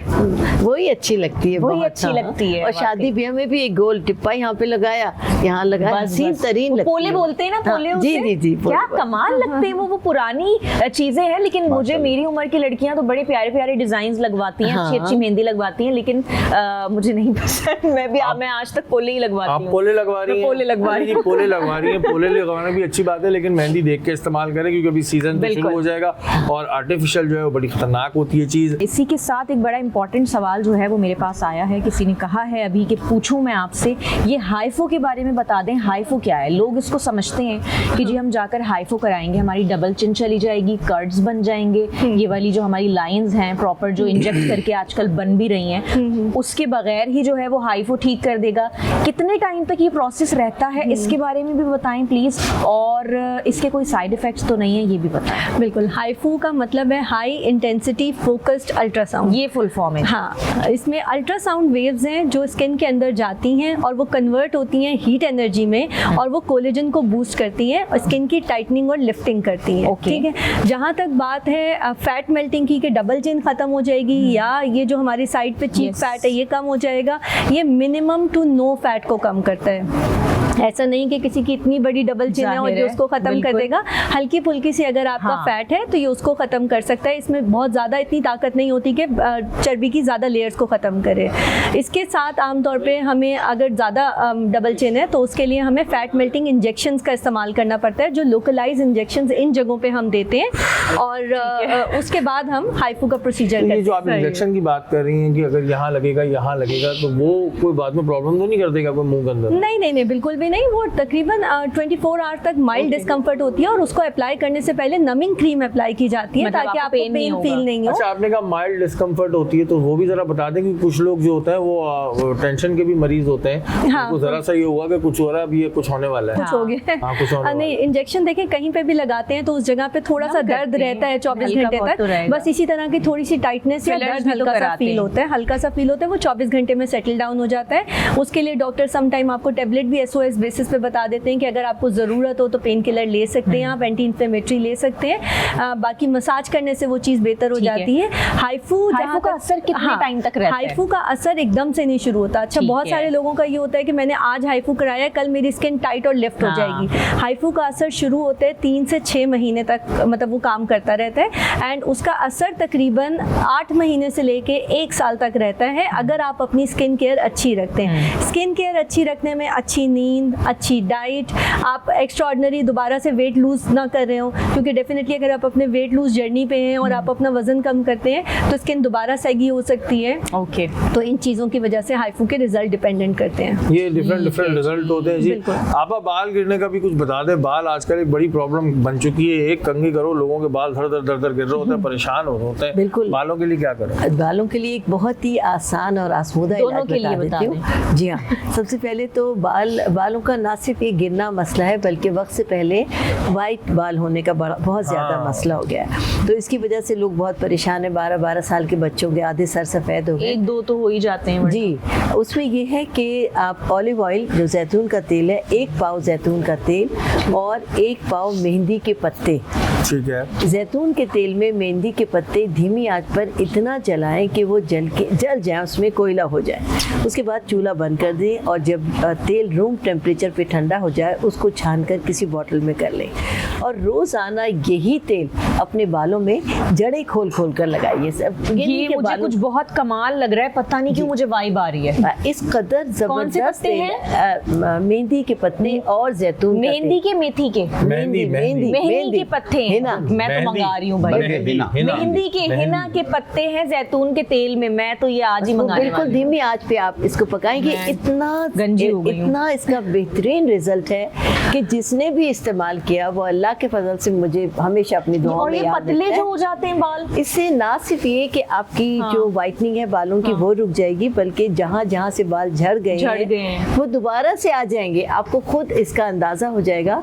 और बल्कि कुछ लोगों की आईब्रोज भी बहुत हल्की होती हैं, वो उस पर लगाएं। कुछ लोगों की आई लैशेस बहुत कम होती हैं। तो जब सर पर अच्छी तरह तेल लगाने का भी तरीका मैं आपको बताती हूँ। क्या करें कि ये तेल थोड़ा सा लें, किसी प्याली में निकाल लें और सर की मांगे खोल कर सिर्फ जड़ों में लगा, जड़ों में लगाने के बाद हल्का हल्का मसाज कर लें और मसाज करने के बाद दोनों हाथ के 10 नेल्स के साथ आपको सर पर हल्के हल्के ईचिंग करनी है। उस ईचिंग से क्या होगा कि आपके जो सर पर आपके पोर्स जो मसाम बंद हो गए हैं वो खुलेंगे और जिन पोर्स के ऊपर स्किन आ गई है या बिल्कुल वो डेड हो गए तो ईचिंग करने से वो जागेंगे आपके। और ये जो तेल है उसके अंदर पेनिट्रेट होना शुरू होगा क्योंकि ये जड़ है हमारी। इसके अंदर जब ये शुरू होगा तो Aahista Aahista with in week और 2 वीक, मतलब मैक्सिमम 2 वीक आपको इसका रिजल्ट आहिस्ता करनी है भाई, आहिस्ता करनी है, बिल्कुल आहिस्ता, कि आपको अंदाजा हो। ऐसा ना हो कि जिसके आप किसी बच्चे भी कर रहे हो भाग जाएगा, मुझे तो बहुत दही और अंडा छोड़ दूं। देखिए या बेटा, कर लूं, दही वो भी- और वो भी। अंडा लेंथ के लिए है, आपके है। बालों को नरिशिंग देने के लिए है, ठीक है। शाइनिंग देने के लिए ठीक है, सॉफ्ट करने के लिए सही है। है। इसका सर के आपके स्कैल्प से ताल्लुक सही नहीं है। और आपका वाला जो है वो किसके ये लिए है? आपके बालों की कुदरती ग्रोथ के लिए है, Yes. काला करने के लिए, घना करने के ठीक लिए, है। लंबा करने के लिए और नए बाल पैदा करने के लिए है। ये याद रखिएगा कि हिना मेहंदी के हिना, पत्ते मेहंदी के और हाँ, तेल से मेथी ऑलिव के मत ऑयल। मंगा लीजिएगा, जी। अगर मेथी के पत्ते। अच्छा आगा साहब, एक प्रॉब्लम आती है अक्सर लड़कों के हकीम आती शाह है। नजीर। हाँ जी, सॉरी, जहन से इतना मिक्स हुआ हुआ है कि आगा साहब आप को लोग भूल रोज नहीं ही पा रहे साथ होते हैं साथ इसलिए। होते हैं, तो उस वजह से आगा साहब और हकीम साहब मिक्स हो गए मेरे लिए। तो शाह साहब ये बताएं कि अक्सर मस्से आ जाते हैं जी हाँ। गर्दन पे, लोगों के मस्से आ जाते हैं, कभी बॉडी पे भी आते हैं और वो समझ ही नहीं आता कि क्या करें। कोई कहता है जी घोड़े का बाल बांध दो, कोई कुछ हाँ। मस्क वो देता है। एक्चुअली इसके लिए करना क्या चाहिए वैसे? देखिए, एक खटाई में डलती है टाटरी। टाटरी, बिल्कुल। टाटरी। ये डल्ले वाली टाटरी लीजिएगा, चूरा ना लीजिएगा। तकरीबन इतना बड़ा डल्ला हो, उसे पानी में ऐसे गीला करके जहाँ जहाँ पे मस्से हैं वहाँ पे 1 मिनट सुबह, 1 मिनट दोपहर, 1 मिनट रात को रब करें, उस पर रगड़ें। ठीक है। ठीक है, ये बिल्कुल वाइट हो जाएगी और 3 दिन में ये सूखे गिरना शुरू हो जाएंगे। टाटरी का डला। यहाँ लेकिन ये आँख के पास हो तो मत कीजिएगा, नाजुक जगहों पे हो तो मत कीजिएगा, बाकी बॉडी पे कहीं पे भी हो, हाथों पे निकल रहे हो, एक छोटी आप सी ये टिप मैं कीजिएगा। भी दे देती हूँ मस्सों और- के लिए। जी। मेरी सुन ले, मेरी घर पे कोई नहीं सुनता। सुनाए सुनाए। तो एक मस्से, एक होते हैं तिल, होते हैं काले तिल, ब्लैक तिल, ब्राउन तिल, मैरून कलर के तिल, इस टाइप के भी निकल रहे होते हैं। ये उनके साथ निकलते हैं जिनको गोरी स्किन होती है, वाइट स्किन होती है, तो जहाँ खून का दौरानिया रुकता है वहाँ पे एक तिल निकल मैरून आता है। कलर के तिल भी निकलते हैं? जी, मैरून कलर के भी निकलते हैं, लाल अंग्रेजों को ही ज्यादा Yes, निकलते yes, हैं। ठीक है ना? yes. नहीं, आमतौर पे भी निकल रहे हैं लोगों को, नहीं, बता पूरा रहा हूँ, फेस भर बिल्कुल। जाता है।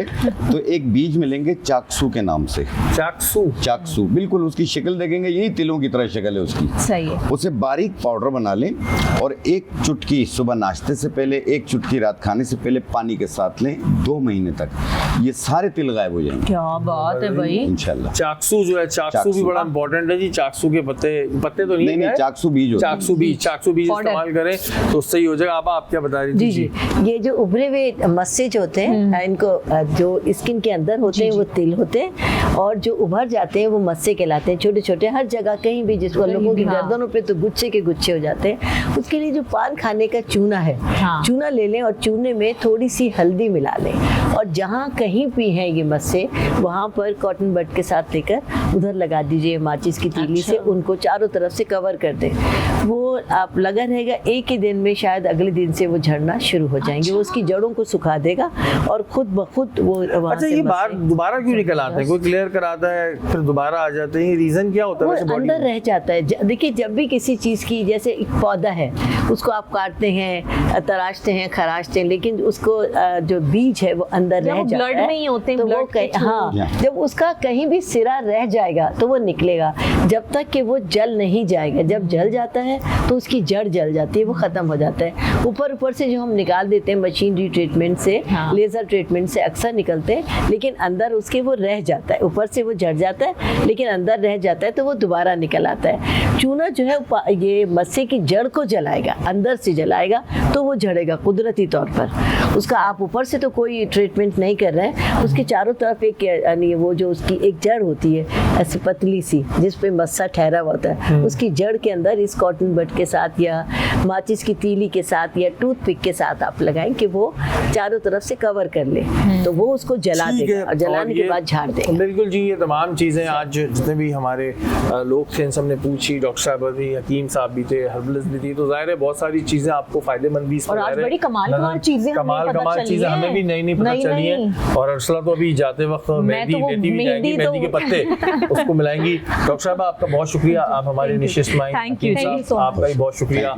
आपा, आपका भी बहुत शुक्रिया। और इस निशित से बहुत सारी दुआएं आप लोगों की नहीं, अल्लाह ताला आप लोगों को खुश रखे और आगे आप अपनी लाइफ में हमेशा खुश रहें और अपने काम को करते रहें। यहाँ वक्त है ब्रेक का, ब्रेक के बाद हाजिर होंगे।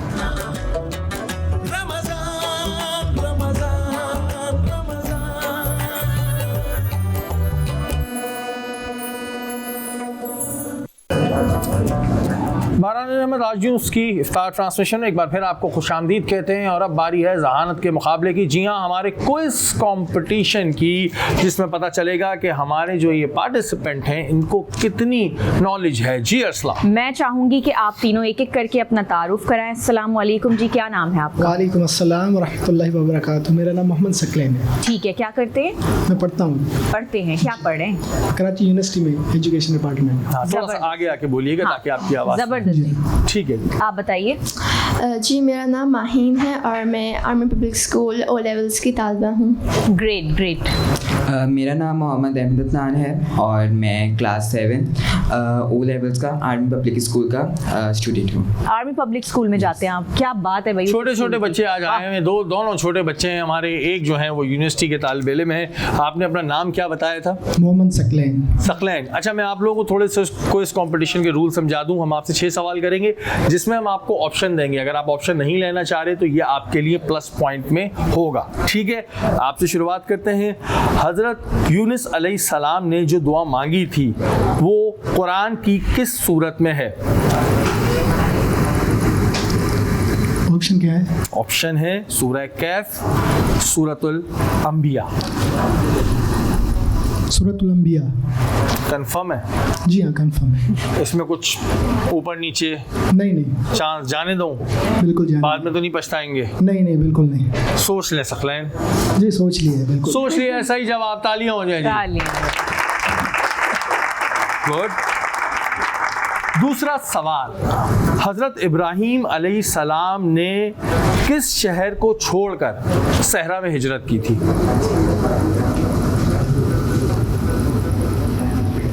इसके ऑप्शन क्या है? इसके ऑप्शन है बाबुल या फिर मदियन। बाबुल। अब कितना कंफर्म है? 70% तो हो जाएगा। 70% हो जाएगा। तुक्का तो नहीं मार रहे? नहीं, तुक्का नहीं है, लेकिन पढ़ा है, लेकिन थोड़ा ज़हन में नहीं है। पढ़ा है आप? हाँ, पढ़ा है मैंने। जो पढ़ा था वो गलत पढ़ा था, क्योंकि ये है गलत जवाब। गलत जवाब हो गया आपका। तीसरा सवाल,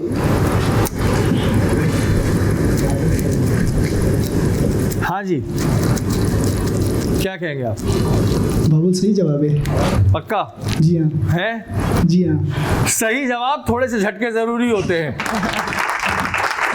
थोड़े से झटके मारना हमें ज़रूरी होते हैं ताकि पता लगता रहे उन्होंने पढ़ा था, सही पढ़ा था।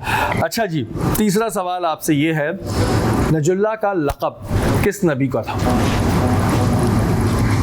हज़रत नूह अलैहिस्सलाम का। ऑप्शन ही नहीं ले रहे? नहीं। सोच लें। नहीं, सोच ले। हज़रत नूह अलैहिस्सलाम। अरे अरे अरे अरे, पक्का सोच लिया? जी हाँ। बहुत कॉन्फिडेंट है भाई। सही जवाब। तालियां हो जाए। झटका मारने के बाद भी नहीं डरे। अब वो तालियां बजाते हुए डर रहे हैं कि फिर मैं कहीं बोला कर रहा हूँ। नहीं भाई, अब बिल्कुल सही जवाब था। ठीक है जी, चौथा सवाल है, हज़रत नूह अलैहिस्सलाम अपनी कौम को तौहीद की दावत कितने साल तक देते रहे? हज़रत नूह अलैहिस्सलाम अपनी कौम को तौहीद की दावत कितने साल तक देते रहे? ऑप्शन क्या है? ऑप्शन क्या है? ऑप्शन बताना। 900 साल या 950 साल? 900 साल। अब कितना कंफर्म है? ज़हन में नहीं आ रहा, 50-50 हो रहा है। तो 900 पे दिल मान रहे हो? जी हाँ। जाने दो? हाँ, जाने दो। पक्का? पक्का। अब की बार गलत जवाब। 950 साल है सही जवाब। एक सवाल आपका गलत हो चुका है। ऑप्शन आप सब में ले रहे हैं। हज़रत इस्माइल अलैहिस्सलाम की वालदा का नाम क्या था? हज़रत बीबी हाजरा। कंफर्म? जी हाँ। ऑप्शन चाहिए? नहीं। ऑप्शन भी नहीं चाहिए? नहीं, ऑप्शन नहीं चाहिए। अरे अरे अरे, सही जवाब। तालियां हो जाए जी इनके वाह भाई। लिए। तालियों में कंजूसी ना करें, बजाते रहा करें आप लोग। आखिरी सवाल, हज़रत नूह अलैहिस्सलाम की दावत पर टोटल कितने मुसलमान लोग हुए? हज़रत नूह अलैहिस्सलाम की दावत पर टोटल कितने लोग मुसलमान हुए? ऑप्शन दे दें। ऑप्शन दे दें। ऑप्शन दे दें। 90 लोग या 80 लोग? 80 लोग। कितने परसेंट? 100%। 100%? जी हाँ, कहाँ से याद आ गया एकदम? बस जहन में होते हैं। रहते हैं जहन में, कहीं ना कहीं छुपे रहते हैं। और सही जवाब है, ये तालियां हो जाए इनके लिए। जबरदस्त भाई। 6 सवालों में से 1 गलत दिया और 1 में ऑप्शन नहीं लिया, 1 या 2 में। जी बाकी सब में लिया। जी आपका नाम क्या था? माहीन। माहीन आपसे पहला सवाल है जी, हिजरत मदीना के बाद वो कौन से सहाबी थे जो मक्के की सारी खबरें मदीना पहुंचाते थे? ऑप्शंस। ओके, आपको भी ऑप्शंस चाहिए। पहला ऑप्शन है आपके लिए हज़रत इब्ने अब्बास रज़ी अल्लाह ताला अन्हु। दूसरा ऑप्शन है हज़रत ज़ुबैर रज़ी अल्लाह ताला अन्हु। हज़रत ज़ुबैर रज़ी अल्लाह ताला अन्हु। पूछ रही हो बता रही हो? बता रही हो। कंफर्म है? जी। लॉक कर दें? जी। ठीक है जी, लॉक कर देते हैं। जितने प्यार से इन्होंने बोला है हज़रत ज़ुबैर रज़ी अल्लाह ताला अन्हु। इनका जवाब बिल्कुल गलत है। और ये झटके नहीं देती हैं, ये सिर्फ मेरा काम है। हाँ, मैं नहीं देती, लेकिन जब मैं बोलूँ सोच लो तो सोच लो, ठीक है? अब इतने हिंट मत दें आप इसको, इतने हिंट मत दें कि सोच लो। और ये 2 ही ऑप्शन है, 25 नहीं ऑप्शन। अच्छा ठीक है भाई। दूसरा सवाल है, कुरान में कितनी सब्जियों का जिक्र है? ये तो सबको पता है भाई। ऑप्शंस। अच्छा जी, ऑप्शन दे देते हैं, 4 या फिर 6। 4। Okay, confirm? लॉक कर दें? यस। ठीक है जी, लॉक कर दें। सही जवाब है? सही जवाब है। तालियां हो जाएंगी क्या बच्ची बात के लिए, है। तालियां हो जाए। पहला जवाब इन्होंने सही दिया है और 1 गलत दिया है, 1 सही दिया है। 5 अगर 4 सही देंगी तो इनके बराबर में रहेंगी। बिल्कुल। तीसरा सवाल है आपसे, हजरत आदम अलैहिस्सलाम ने दुनिया में सबसे पहला फल कौन सा खाया था? ऑप्शंस। अच्छा, ऑप्शंस मांग कितने प्यार से रही है, आपने नोटिस किया? ऑप्शंस जी, इनको बेर का या फिर आम का? बेर का। हाँ, बेर का। बेर का? यस। बिल्कुल सही जवाब। तालियां, जबरदस्त जी। गुड। चौथा सवाल है आपसे, कुरान मजीद में नाम के साथ कितनी मसाजिद का जिक्र आया है? 3? यस। ठीक है, डन कर दें? यस। श्योर? नहीं चाहिए? No option? हाँ, पढ़ के आई हो? No, you don't need? I just remember. Okay, ठीक है जी, लॉक कर दें। जवाब बिल्कुल दुरुस्त है। वाह, क्या बात है। 2 में ऑप्शन नहीं लिया आपने, जबरदस्त। सही जा रही हैं आप। ठीक है जी, बराबर में खड़ा हुआ बच्चा परेशान भी है कि हाँ? इतना सही कैसे जा रही हैं। And he is just 7th standard ना। हाँ, हाइट निकल गई है, मुझे लग रहा है अच्छी। ठीक है जी, माशाल्लाह। पांचवा सवाल है आपसे, हुदहुद परिंदे का जिक्र कुरान में कितनी बार आया है? Once। कंफर्म? यस। कितना परसेंट? 100%। 100%? हाँ, नहीं सोचना? ठीक है, मैंने कहा था कि जब मैं बोलूं सोच लो तो सोच लो, लेकिन उन्होंने कहा ऑप्शन लेना चाह रही हो अभी भी? 100% कंफर्म। तो इनका जवाब जो है वो बिल्कुल सही है। अरे वाह, क्या बात है। मैंने कहा ऑप्शन ले लो वरना। फाइनली, चले आखिरी सवाल है आपसे, तैयार हैं आप? जी। क्या लगता है जवाब दे पाएंगी सही? इंशाल्लाह। इंशाल्लाह। रोजा है? जी। माशाल्लाह। ठीक है जी, आखिरी सवाल है, कुरान की किस सूरत में अल्लाह ताला ने घोड़े की कसम खाई है? ऑप्शंस। ओके, सूरह आदियात, सूरह निसा। सूरह आदियात। ओके, लॉक कर दें? यस। ठीक है जी, लॉक कर दें जी इनका जवाब, जो कि बिल्कुल दुरुस्त है। तालियां। बहुत अच्छा खेल है। वेरी वेल डन, बहुत अच्छा खेला है। ऑप्शंस बहुत कम लिए क्योंकि पहला सवाल गलत हुआ, लेकिन आप इनसे आगे हैं क्योंकि आपने ऑप्शंस कम लिए हैं। आपका बाकी नाम? लेकिन ये हैं अभी। अहमद जी। अहमद, क्या लग रहा है? देखते हैं। अहमद की मुस्कुराहट बड़ी प्यारी है और हम अहमद से करते हैं पहला सवाल। किस सहाबी की शहादत को आप सल्लल्लाहु अलैहि वसल्लम ने 2 मर्दों के बराबर करार दिया था? हज़रत अबू खुज़ैमा। कंफर्म? जी। कुछ नहीं? No option. वेरी गुड, तालियां हो जाए जी। आते ही बहुत अच्छा इन्होंने शॉट खेला है, जबरदस्त। तालियां तेज बजाया करो यार, तुम लोगों को क्या प्रॉब्लम है? सही जवाब है। अब तेज बजाते रहा करो, बच्चे ने आती इतना अच्छा कॉन्फिडेंस दिया है। ठीक है जी, दूसरा सवाल, कौन से नबी की नमाज और रोजा अल्लाह ताला के यहाँ सबसे ज्यादा पसंद थी? हज़रत दाऊद अलैहिस्सलाम। नो ऑप्शन, सही जवाब। वाह वाह वाह, तालियां बजाइए भाई। तुम्हें किसी ने बताते नहीं थी पहले सारे सवाल? Knowledge. Knowledge, oh my God, एक बार और बोलना। नॉलेज। कैसे बोले? नॉलेज। वाह वाह भाई, क्या बात है।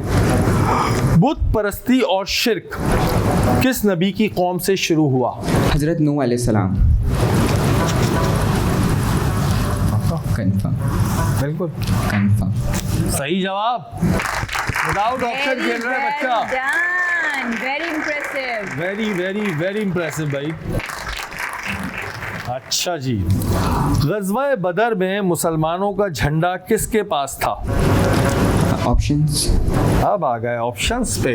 ओके, हज़रत मुसअब बिन उमैर, हज़रत अबू बकर सिद्दीक़ रज़ी अल्लाह ताला अन्हु।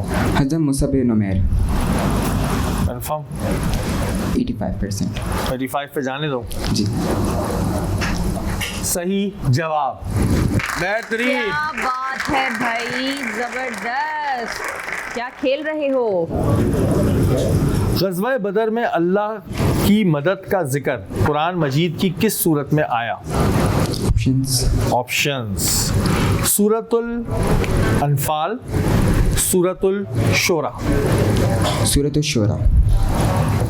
अब कितना कंफर्म? 70%। नॉलेज।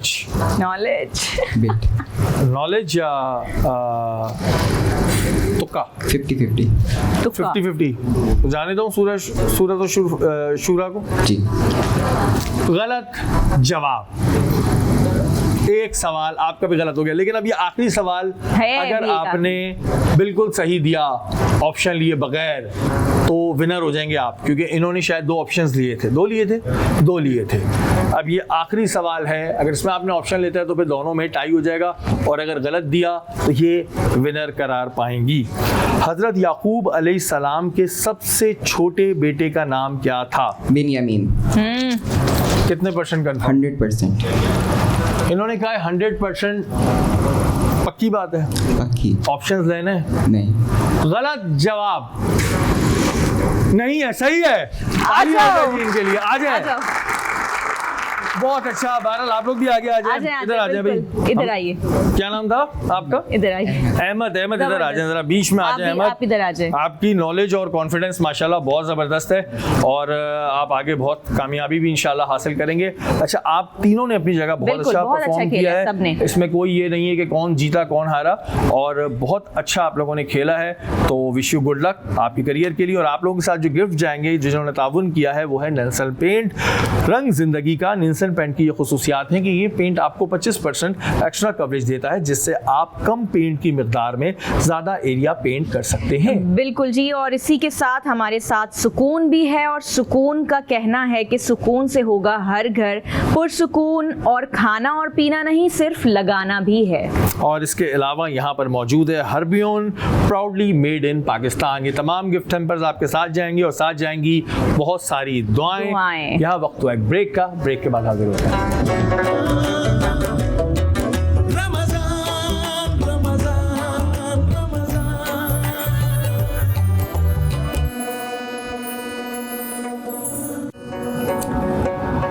रहमत आज न्यूज़ की इफ्तार ट्रांसमिशन में एक बार फिर आपको खुशामदीद कहते हैं, और हमारे मेहमान यहाँ पर मौजूद हैं। हमारे साथ मौजूद हैं किरण यूसुफ, एंटरप्रेन्योर हैं। अस्सलाम वालेकुम। वालेकुम अस्सलाम। कैसी हैं आप? अल्हम्दुलिल्लाह, आप कैसे हैं? हमारे साथ हमारी रहनुमाई फरमाने के लिए मौजूद हैं मुफ्ती मोहम्मद यूसुफ। अस्सलाम वालेकुम। वालेकुम सलाम। और हमारे सेट की जो जान शान आन बान सब हमारे गौर भाई। अस्सलाम वालेकुम। वालेकुम अस्सलाम व रहमतुल्लाह। किरण, आपसे पहले मैं ये जानना चाहूँगा कि जो आप बिज़नेस करती हैं, एक तो ज़रा से हमारे नाज़रीन को बताएं कि क्या करती हैं और उसकी शुरुआत कैसे हुई? बिज़नेस तो मैं मेरे 2 ब्रांड्स हैं अल्हम्दुलिल्लाह। एक मैं घर से रन करती हूँ जो कि मेरे अपने नाम से है, किरन्स क्यूजीन के नाम से, और दूसरा अभी मैंने रिसेंटली कॉफ़ी शॉप ओपन की है अपनी ब्लेंजा कॉफ़ी के नाम से। तो वो मैंने अभी न्यू वेंचर स्टार्ट किया है मेरा। मैं 10 साल से इस फील्ड में हूँ। अरे माशाल्लाह। जी, फिर मैंने फिर सर्टिफाइड कोर्सेज़ किए, तो फिर मैं I am certified chef also. तो इस तरह से मैं बिज़नेस मैंने स्टार्ट किया अपना। लाइक मेरा मोस्टली जो है वो फ्रोज़न फूड पे काम है। मेरे फ्रोज़न फूड्स जो हैं वो सऊदीया, दुबई बाहर जाते हैं, लाइक केजीज़ में 100 केजीज़, 150 केजीज़, इस तरह से। बड़ा काम है यानी कि बड़ा काम है माशाल्लाह, बहुत बड़ा काम है जी। और बाकी ब्लेंजा कॉफ़ी जो है वो भी एक साइड पे रन कर रही हूँ। तो उसकी जो चीज़ें हैं लाइक वॉफल्स हैं, ब्राउनीज़ हैं, ये मैं आउटसोर्स नहीं करती, ये मैं खुद से बनाती हूँ उसके बैटर्स वगैरह। ये जो फूड है आपका जो आप बता रही हैं बाहर जाता है, तो ये कराची वालों के लिए भी होता है या नहीं? कराची वालों के लिए भी होता है। चलिए आपको और मुझे तो आ जाएगा।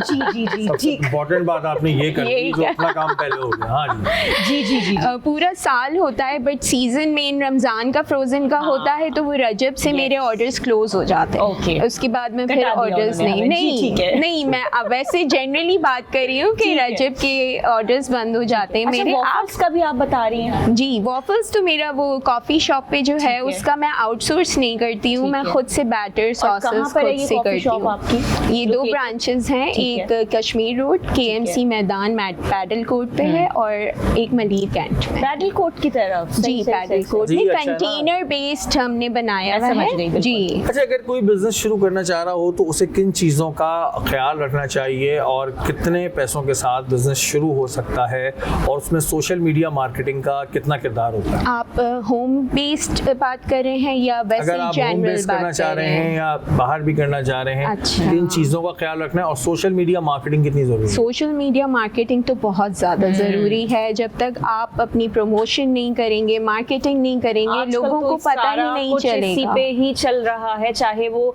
रेस्टोरेंट हो शहरी, या वो आप किसी भी खाने पीने की बात कर लें, या कपड़ों की बात कर लें, या फिर सेलिब्रिटीज की बात कर लें। और आजकल इन्फ्लुएंसर मार्केटिंग भी बहुत मार्केटिंग सारा गेम में कहती हूँ मार्केटिंग का। जैसे उन्होंने कहा कि इन्फ्लुएंसर मार्केटिंग भी बहुत इम्पोर्टेंट हो गई है। ये एक बड़ी इंपॉर्टेंट चीज तो होती है, लेकिन अमाउंट कितना दरकार है कि अगर आप बाहर कोई अपना कॉफी शॉप खोलना चाह रहे हैं या कोई छोटा रेस्टोरेंट खोलना चाह रहे हैं, कितने अमाउंट होना चाहिए?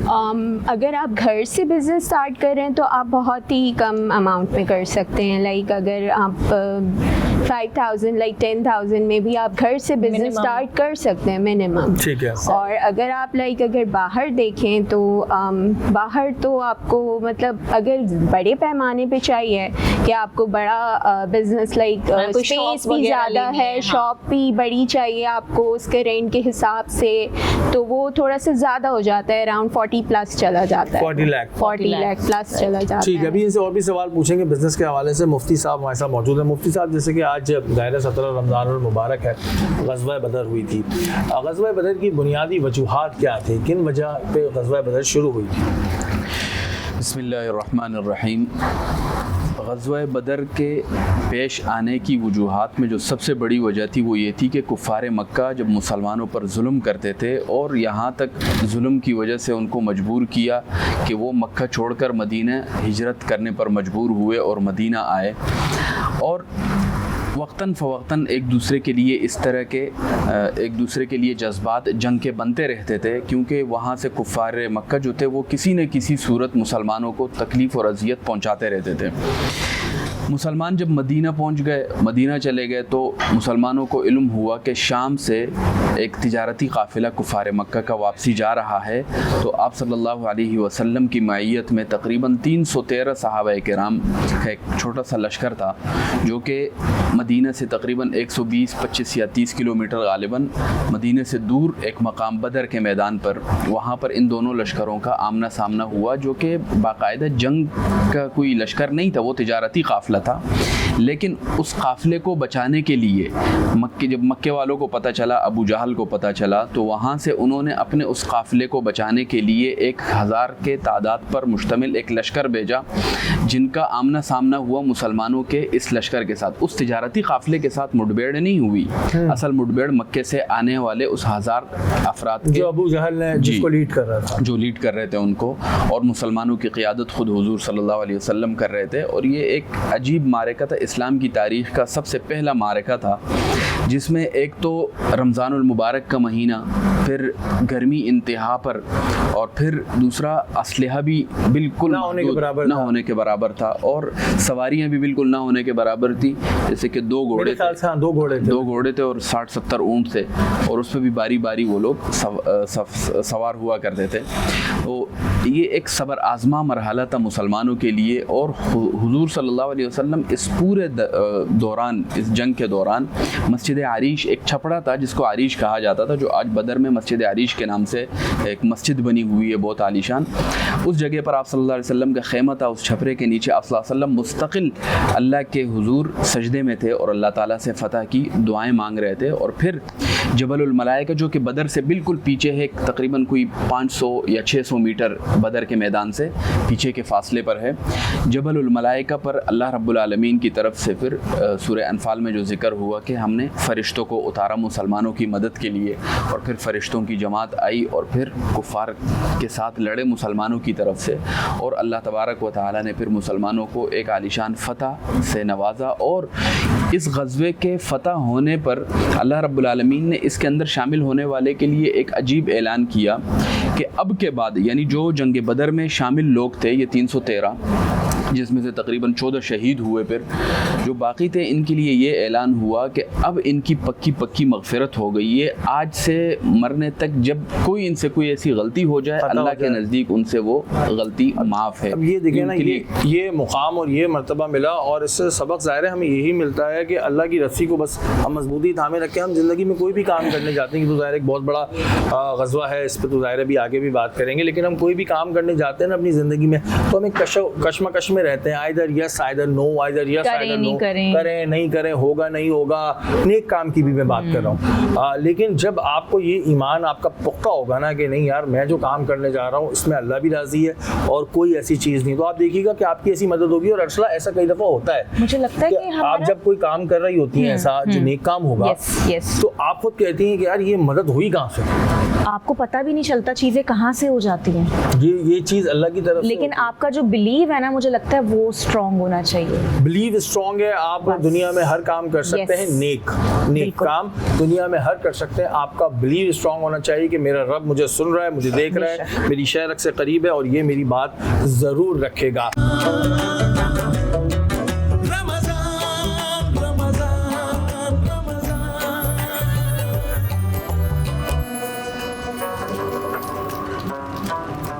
खुशामदीद जी, आप देख रहे हैं बाराने रहमत। ब्रेक से वापस आ गए हैं और आ गए हैं हम किचन में है शेफ जलाल। अस्सलाम वालेकुम, कैसे हैं आप? बड़ा मेहंदी हो रहे हैं आज तो आप तीनों अच्छे लग रहे हैं। हमारे ग्रुप से अलग हुए हैं क्योंकि आप हैं ही अलग ना। हम तीनों ने क्या कलर पहना हुआ है? हाँ, यार ये कलर पिंक है, पिंक। आप खुद पिंक हैं। ये बात पिंक हो रहे हैं, क्या बात है? आप तीनों के बीच में ना मैं अलग ही अलग ही होता है। हाँ, ये बात भी है ना। क्या बन रहा है आज हमारी ऐप ने क्या बताया? आज यहाँ पर इंग्रेडिएंट जो रखे हैं, तो नोर जीपीटी से पूछते हैं कि क्या है, तो यहाँ पर हमने इस तरह से स्कैन करना है और स्कैन करने के बाद रेसिपी आ जाएगी आपकी। ओके, हांडी की। ठीक है, हांडी आ गई। तो अब हम एक काम करते हैं कि हांडी बना रहे हैं, तो फिर यहाँ पर सबसे टॉप ऑफ द लिस्ट या रैंक जो है वो जो चीज़ रहती है सबरोसो, तो सबरोसो की सीख कबाब का इस्तेमाल करते हुए हांडी बना लेते हैं। इंग्रेडिएंट्स हमारे पास हांडी के हैं, तो उनमें सीख कबाब हम इस्तेमाल कर लेंगे। तो यहाँ पर की जैसी बात आई, तो सबरोसो इसमें जो फ्राइड आइटम है इनके सबसे बेस्ट हैं। ठीक है, सीख कबाब की हांडी बन रही है। जी, सीख कबाब की हांडी बन रही है। तो सबसे पहले यहाँ पर हम सीख कबाब के लिए जहाँ मामता वहाँ डालडा। तो डालडा कुकिंग कॉर्न ऑयल जो है हम इसमें शामिल करते हैं। इस रमज़ान डालडा लाया है एक बार फिर अपने कंज्यूमर और सार्फिन के लिए शानदार बचत कॉर्न ऑयल। तो यहाँ पर हमने कॉर्न ऑयल इसमें शामिल कर दिया और इसके अंदर हम सीख कबाब को जो है अच्छे से फ्राई कर लेंगे, मतलब पैन फ्राइड कर लेंगे। जबरदस्त। और ये मेहनत कर रही हैं। हाँ, जब आप ब्रेक पे थे तो हमने जब आप बातें कर रहे थे और खूबसूरत आवाज़ जब हमने सुनी गौहर भाई की सुनी तो हमने दूध यहाँ पर मिल्क मैंने रख दिया था और लजीजा की बेहतरीन रबड़ी फालूदा हम बनाएंगे। तो यहाँ पर हमने ये क्या बात है, इस तरह से ये मिल्क आज रख दिया था और इसमें हमने ये सिमरा ने भी कुछ बनाया है, मीठा है ना? हाँ, सिमरा ने सिंपल शरबत रसमलाई बनाई है मैंने। सॉरी भूल गया, ट्रेन से निकल गया। ठीक है, एक तरफ रसमलाई है, एक तरफ सिमरा की आवाज़ थी ना वो बड़ा गरज थी, गरज थी। वो सिमरा का ये है कि थोड़ा सा एकदम से ना सिमरा हमारी माशाल्लाह गुस्सा आ जाता है सिमरा को एकदम माशाल्लाह नहीं है इसमें, प्यार वाला बहुत चिड़चिड़ करता है भाई, दूर होना पड़ जाता है। हाँ, लेकिन एक बात है पता है, मैं पर्सनली खुद भी यूज करती हूँ इसके सीख कबाब। मैं जो बर्गर कभी बनाती हूँ, मेरा दिल होता है ना सीख कबाब वाले बर्गर खाने का, तो मैं उसमें सीख कबाब डालती हूँ। तो मैं ये वाली यूज करती हूँ, बड़े जबरदस्त हैं यार। आइटम बहुत जबरदस्त है जी। हांडी की भी शक्ल जो है ना, अगर आप दिखा दीजिए उसका एक टॉप शॉट ले लें। ये ग्रेवी है तकरीबन। हाँ, जब आप लोग सवालात आप कर रहे थे तो उस वक्त हमने बनाना ये अच्छा काम किया ताकि चीजें जो है वो ऑलमोस्ट डन हो जाए, जल्दी डन हो जाए। हो जाए। ठीक है, बेहतरीन। ठीक है जलाल भाई, आप करें अपना काम, आपके पास दोबारा हम चक्कर लगाते हैं।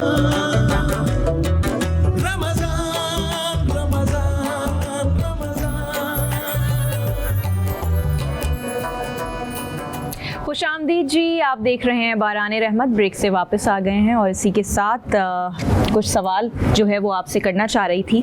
जो आपने मुझे फूड के बारे में बताया और आपने बताया कि आपने माशाल्लाह अपनी कॉफ़ी शॉप भी ओपन की है, जो कि सेकंड ब्रांच भी उसकी ओपन हो गई है, आपने भी बताया, मतलब 2 हैं अब माशाल्लाह से, 2 ब्रांचेस हैं। तो इस चीज़ का ख्याल कैसे आया? ड्रीम था कोई? क्योंकि होता है ना, जैसे मुझे था आज से 3 साल पहले कि मेरा कोई रेस्टोरेंट हो, मुझे कोई रेस्टोरेंट बनाना है अपना। तो इस तरीके से क्या था, क्या आपने सोचा, किस तरीके से इस चीज़ का ख्याल आपके दिमाग? जब मैं शेफ़ की फील्ड में आई थी उसी वक्त से एक ड्रीम था कि कैफ़े टाइप एक ओपन होना चाहिए। बट हमने स्टार्ट इस तरह से किया था, हमारे माइंड में एक कार्ट आया था, ठीक है, हमें एक कार्ट ओपन करना है, एक स्मॉल बिजनेस टाइप, ठीक है। बट फिर यहाँ के वेदर के हिसाब से और हालात के हिसाब से फिर हमने कार्ट का कैंसिल किया प्रोग्राम, क्योंकि कभी बारिश हो कभी कुछ हो, तो और यहाँ पे वैसे ही बहुत इश्यूज़ रहते हैं कार्ट के लिए। तो फिर हम लोगों ने इसको स्विच करके हम एक कंटेनर बेस्ड उस पे आए। और कार्ट होता तो आए दिन उठा हुआ होता, केएमसी ले मैं यही बोलना चाह रही हूँ, केएमसी वाले ले आते उठा के, वो मसला नहीं, फिर दे भी देते आपको वापस मिलता। मैं ये जो प्रॉब्लम्स है मैं यही बोलना चाह रही थी कि वो फिर उठाने के और पैसे लेने के और ये सारी चीज़ें सब बहुत होती हैं। तो ये सारी चीज़ें माइंड में रखते हुए फिर हम लोगों ने एक सेफ जगह पे, वो एक पैडल कोर्ट है, वहाँ पे हमने एक कंटेनर सेटअप पूरा लगाया है। और क्योंकि स्पोर्ट्स के लिए सब आते हैं, लाइक फुटसॉल है वहाँ पे, क्रिकेट है, पैडल है, तो ऑब्वियसली कॉफी मैं आती हूँ ज़रूर, यू आर मोस्ट वेलकम। बिल्कुल। और वहाँ पे जैसे ये कॉफ़ी का तो बहुत ट्रेंड है आजकल जेंजीज में, तो इसीलिए फिर हम लोग अच्छा, जब हम कोई रेस्टोरेंट खोलते हैं तो उसमें आप क्या समझती हैं, ठीक है हमने इन्फ्लुएंसर को लिया, सोशल मीडिया मार्केटिंग करी, टेस्ट कितना मैटर करता है? और एक चीज़ ये क्वांटिटी, क्योंकि अक्सर ये होता है कि प्राइस इतनी हाई होती है, टेस्ट भी ठीक है, इतना सा दे देते हैं, वो चिड़िया के बच्चे जितना। तो इसमें आप क्या समझती हैं कि क्वांटिटी और टेस्ट और प्राइस कितनी मैटर करती है? ये फर्स्ट इसका मैं प्रेफर यही करूँगी कि पहली चीज़ आपकी जो है वो टेस्ट होना चाहिए। बिल्कुल, अच्छा होगा तो दोबारा आऊँगा। टेस्ट अच्छा होगा और ऑनेस्ट रिव्यूज़ आएंगे आपके पास, तो जब भी आपके कस्टमर्स वापस आते हैं। यही होता है। अच्छा, ये जो क्वांटिटी कम कर देते हैं बहुत से लोग, बहुत से रेस्टोरेंट्स पर हम जाते हैं, बिल्कुल ऐसा वहाँ पे ही। इतना सा आता है खाना, बहुत कम, तो हम परेशान होते हैं कि ये तो एक सर्विंग और भी नहीं उसकी है। प्राइस कितने ज्यादा होता है, इतना सा आ रहा होता है। ये क्या वजह क्या होती है? उनको पीछे से महंगा मिल रहा है, क्या है कि जैसे सब्जी वाले या फल फरोश हैं, या वो ज्यादा पैसे लेके हमसे ज्यादा और ज्यादा कमाना चाहते हैं। Exactly, सब्जी है ना? वाले या फल फरोशों को जब पकड़ो ना तो कहते हैं जी पीछे से महंगा आ रहा है। पीछे तो से पीछे महंगा। हाँ, ये भी ये इनका भी पीछे यही से होता है, कहाँ पीछे से आ रहा है महंगा? इनका ये नहीं होता है। एक ब्रांड का अगर आप नाम हो जाता है हाँ। और एक ब्रांड अपर लेवल पे चढ़ जाता है तो फिर उसके प्राइसेस आपको हाई ही मिलेंगे। चलो प्राइस हाई है तो फिर उसके बाद ये क्यों है कि क्वांटिटी कम कर दी? क्वांटिटी कम होती है, ये है। ये तो गलत है। और आज भी मैं कुछ ऐसे रेस्टोरेंट्स को जानती हूँ, यकीन करें, जो आज भी इतनी अच्छी क्वांटिटी देते हैं। हाँ, देते हैं, बहुत सारे और प्राइस भी नॉर्मल प्राइस भी बहुत नॉर्मल है और क्वालिटी भी है फूड की, और आज से नहीं, हम बहुत पुराना खा रहे हैं। बिल्कुल और लोग जो है बड़ा उसको पसंद करते हैं, जैसे कि इन्होंने किया। अच्छा, कॉफी में भी डिफरेंट वैरायटीज होती हैं, बहुत होती हैं। तो हमारे यहाँ जो लोग हैं, एक कॉमन पीपल की मैं बात कर रहा हूँ, अपने आप की, उनको ये सारी वैरायटीज समझ आती हैं? अब तो समझ आती हैं। आजकल के ट्रेंड में तो सब कुछ समझ आता है। लाटेज हैं, फ्रैपेज हैं। कॉफी का तो बहुत चल रहा है। कौन से नाम बताएं, मैं सुनना चाह रहा हूँ, नाम बताएं। आइस कैरेमल लाटे है, स्पेनिश लाटे है, वेनिला फ्रेंच वेनिला लाटे है, अमेरिकानो तो हॉट में आ जाता है, और इसके अलावा लोटस फ्रैपे है, कुकीज एंड क्रीम्स फ्रैपे है। ये सारी कॉफी हैं। I just love कैपेचिनोज, एस्प्रेसोस, लाटेज अलग हैं, लाइक लाटे हमें एक ही का नाम पता था, कैपेचिनो, बस आज तक वही पता है। और वो एक जगह से हम पीते थे, वो जगह बंद हो गई, वो बड़ी अच्छी अभी इतना कुछ आ गया है शहरी। आप डीएचए में मतलब इतने कॉफी शॉप्स खुल गए हैं, बहुत बयान नहीं कर सकती। आप हर स्ट्रीट पे कदम पे आपको मिलेंगे। बहुत कंपटीशन बढ़ गया है, बहुत कंपटीशन बढ़ गया, लिटरली कंपटीशन बढ़ गया जी। लेकिन बहरहाल जो भी कोई रेस्टोरेंट का बिजनेस करना चाह रहा है तो इन चीज़ों को ज़रूर ख्याल रखें कि आप जो है अपनी क्वालिटी को कभी कॉम्प्रोमाइज़ ना करें। मुफ्ती साहब, जैसे कि बात उस वक्त हुई, आपने बताया भी कि अल्लाह ताला की मदद फरमाई, थोड़ा सा हमारे नाज़रीन को डेप्थ में बताइएगा कि वो मदद किस तरह फरमाई थी, क्योंकि हमने ये भी सुना था कि ज़ाहिर है हमारे पास साजो सामान नहीं था, तो लकड़ियों तक से लड़ाई हुई थी। इसको थोड़ा सा बयान कीजिएगा कि मदद जो अल्लाह ने फरमाई, जो फरिश्तों ने आके मदद की, वो कैसे? बिस्मिल्लाहिर्रहमानिर्रहीम। सूरह अनफाल में अल्लाह रब्बुल आलमीन ने बड़े तफसील के साथ इसका ज़िक्र इस तरीके से फरमाया है कि जब फ़रिश्तों को हमने ज़मीन की तरफ उतारा तो हमने उनको कहा कि आपने उनके गर्दनों पे मारना है, यानी कि कुफ़ार के, और उनके जोड़ के ऊपर आपने उनको मारना है। और यहाँ तक कि सहाबाए किराम भी कहते हैं कि जब जंग के दौरान हम देखते थे कि बस एक रोशनी हमें महसूस होती थी और गर्दन उड़ जाया करती थी। तो ये तो अल्लाह रब्बुल आलमीन ने कुरान मजीद में जो बतलाया उसका अमली मज़हर सहाबाए किराम की ज़बानों से वाज़ेह है। असल हमें ये देखना चाहिए कि वाक़या बदर के अंदर हमें पैगाम क्या है, मुसलमानों के लिए सबक क्या है हमें। तो अल्लाह ने कुरान मजीद में जितने भी वाक़यात ज़िक्र किए हैं तो वाक़यात को सिर्फ बतौर वाक़या ज़िक्र नहीं किया, बल्कि उस वाक़े के पीछे एक सबक और एक पैगाम होता है कि इसके लिए क्या है, सिवाय सिर्फ सूरह यूसुफ के कि जिसको अल्लाह ने बतौर क़िस्से के बयान किया है। बाकी जितने भी क़िस्से हैं वो बतौर क़िस्से के नहीं, बतौर इबरत के बयान किए गए हैं। तो इस सूरह बदर के अंदर, ये ग़ज़वा बदर के अंदर जो है पैगाम मुसलमानों के लिए, इंसानों के लिए ये है, आम इंसानों के लिए भी इसके अंदर एक उसूल और कायदा रखा गया है कि जब आपके ऊपर कोई जुल्म करे या कोई आपके साथ बुरा बर्ताव करे, कोई आपको तंग करता हो और आप जान नहीं छुड़ा सकते, तो आप उस जगह को छोड़ दें जहाँ, जैसे कि मुसलमानों ने हिजरत की। दूसरा ये है कि जब तकलीफ़ आपके ऊपर आ जाए तो आप रोने धोने के बजाय आप उसका मुकाबला करें सब्र के ज़रिए से, जैसे कि अल्लाह की मदद इंसान हासिल करता है सब्र और नमाज के ज़रिए से।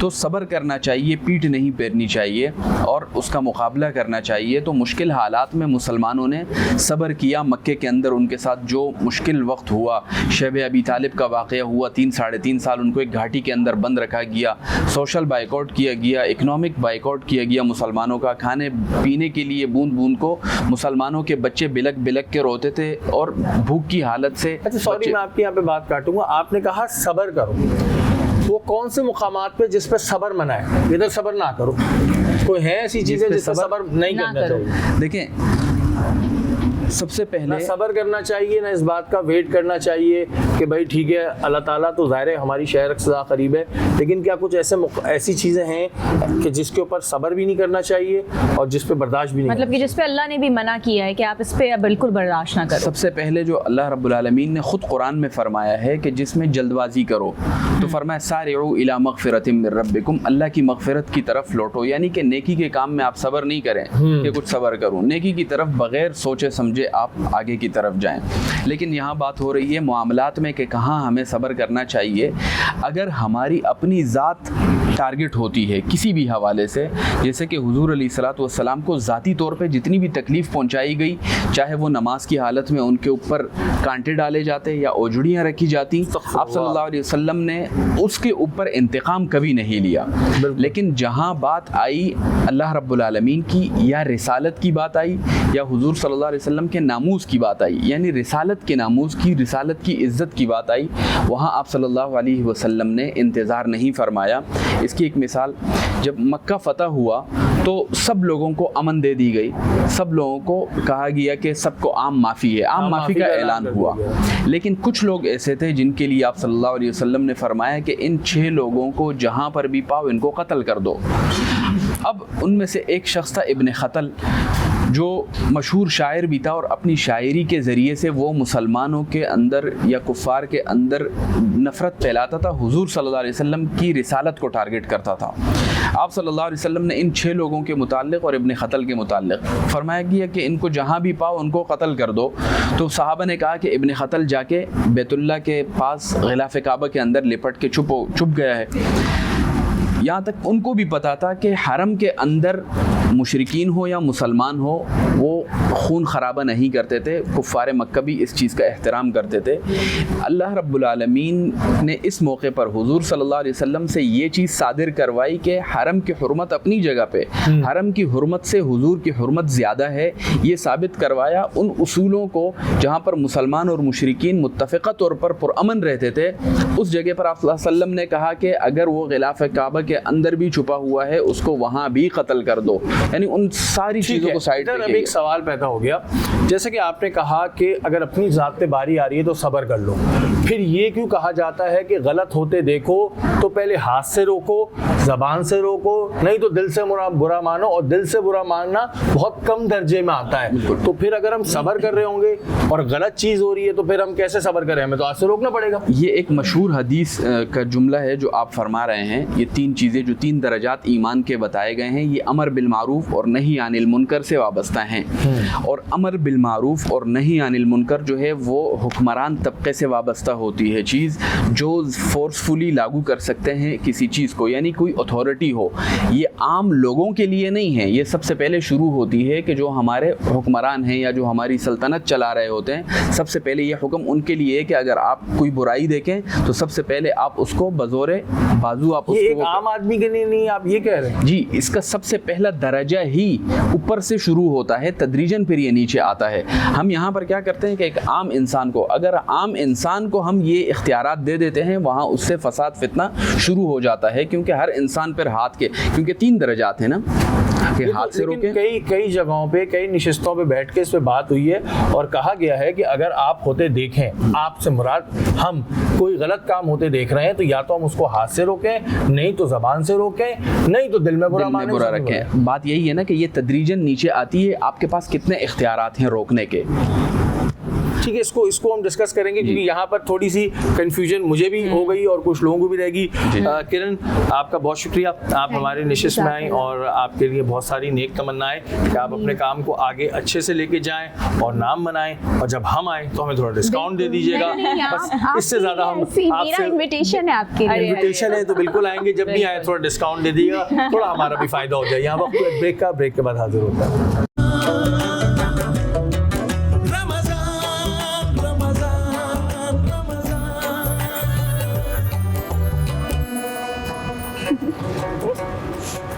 बारान रहमत आज जी उसकी इफ्तार ट्रांसमिशन में एक बार फिर आपको खुशामदीद कहते हैं। और दस्तरखान क्या खूब सजाया है, मैं चाहूँगा टॉप शॉट दिखाया करें यार हमें दिखाने से पहले।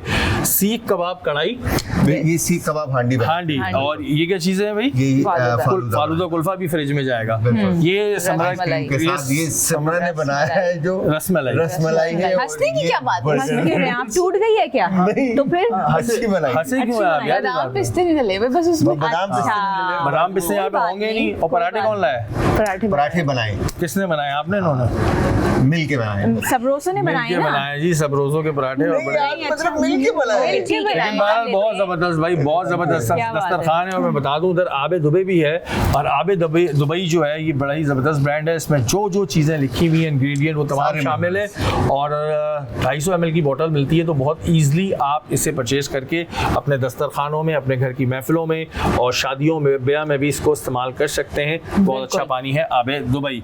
और जलाल का और शिमरा का बहुत बस अब मैं चाहूंगी ये दोनों जो मीठे हैं ये लोग आप ये लोग फ्रिज में रख लें। रख दें और ताला लगा दें, तब चाबी फिर क्योंकि आज तो हम लोग सब खा कर जाएंगे इंशाल्लाह। इफ्तार पूरी अच्छे से करके जाएंगे। लॉक करके चाबी आपके हवाले। इतना करीब है, जब इतना खर्चा हो गया तो 2 रोटियां और 2 रोटियां और एक्स्ट्रा मंगवा लेते हैं, 3 करवा देंगे जी। और बहुत ही जबरदस्त किस्म की यहाँ पे आपने बनाया है, बहुत शुक्रिया आप लोगों का। Thank you so much. चलते हैं, थैंक यू।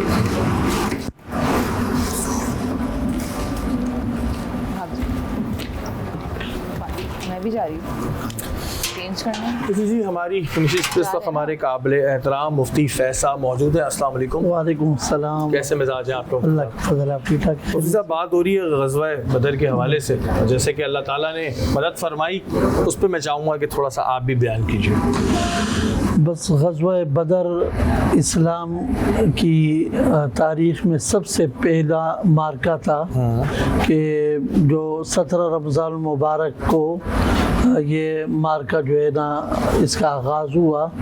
और नबी अकरम सल्लल्लाहु अलैहि वसल्लम और आपके सहाबा थे, 313 सहाबा किराम थे। और इसमें सबसे जो बुनियादी सबक है ग़ज़वा बदर से मुझे और आपको और हम तमाम मुसलमानों को सबक क्या मिल रहा है? सबक ये मिलता है कि 313 सहाबा किराम थे और कुल 2 घोड़े थे और 70 ऊँट थे, और उसके मुकाबले में 1000 कुफ़ार थे, और उनके पास असले भी बहुत ज़्यादा था और तादाद भी उनकी ज़्यादा थी। लेकिन इधर जनाब रसूलुल्लाह सल्लल्लाहु अलैहि वसल्लम और आपके सहाबा उन्होंने क्या किया? नबी पाक सल्लल्लाहु अलैहि वसल्लम ने सर सजदे में रखा और अल्लाह तबारक व तआला की बारगाह में एक फ़रियाद की कि अल्लाह अगर आज ये 313 न रहे ना, मैंने बड़ी मेहनत की, 13 साल मैंने मक्कतुल मुकर्रमा में मेहनत की, ये 1 साल 1.25 साल मदीनतुल मुनव्वरा में ये मेहनत की, और ये 313 का एक गुलदस्ता तैयार हो गया है, ये सहाबा किराम बन गए हैं। अगर ये लोग भी ना रहे ना तो फिर इस रोई ज़मीन पर तेरी इबादत करने वाला कोई नहीं रहेगा। अल्लाह के आगे फ़रियाद की और अल्लाह पर कामिल तवक्कुल, कामिल एतमाद किया, भरोसा किया, तो उसका नतीजा ये निकला कि अल्लाह रब्बुल इज़्ज़त ने मुसलमानों को फ़तह अता फरमाई। कुल यहाँ पर जो मुसलमान शहीद हो गए तो बहुत कम तादाद में, और कुछ रिवायत में आता है कि 14 सहाबा किराम शहीद हुए थे, और जबकि इसके बिलमुकाबिल 70 कुफ़ार मारे गए थे, 70 को कैदी बना लिया, 70 जो है ना कैदी बना लिए गए थे।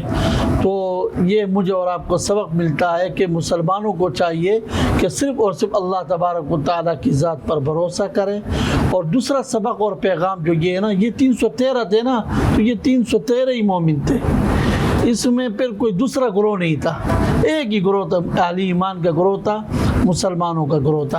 तो अल्लाह रब्बुल इज़्ज़त ने फतह अता फरमाया। अच्छा देखिए, अब जो आज का हमारा एक दौर चल रहा है, ये तो ज़ाहिर है जितने भी वाक़यात हुए ये हमें सबक देने के लिए हैं, जैसे कि पहले मुफ्ती साहब ने भी बयान किया। आज के दौर में अगर हम कोई भी काम करने जा रहे हो, जंग की अभी मैं बात नहीं कर रहा हूँ, हम ज़िंदगी में कोई भी काम करने जाते हैं, हमारा ईमान इतना पुख्ता क्यों नहीं होता? हम इस सोच में क्यों रहते हैं कि होगा नहीं होगा? ऑपरेशन पे क्यों जा रहा है, किसी का ऑपरेशन हो रहा है तो हम इसी डाउट में रहते हैं कि बचेगा नहीं बचेगा, डगमगा जाते हैं। वजह क्या है इसकी? कुरान मजीद में अल्लाह रब्बुल इज़्ज़त ने फरमाया अऊज़ु बिल्लाहि मिनश शैतानिर रजीम इन्नमल मुमिनूना अल्लज़ीना आमनू बिल्लाहि व रसूलिही सुम्मा लम यरताबू वजाहदू बिअमवालिहिम व अनफुसिहिम फ़ी सबीलिल्लाह उलाइका हुमुस सादिक़ून। इस आयत का माना अगर हम मुसलमान अपने ज़हन में रखें ना, अल्लाह ने कामिल ईमान वालों की पहचान बतलाई है।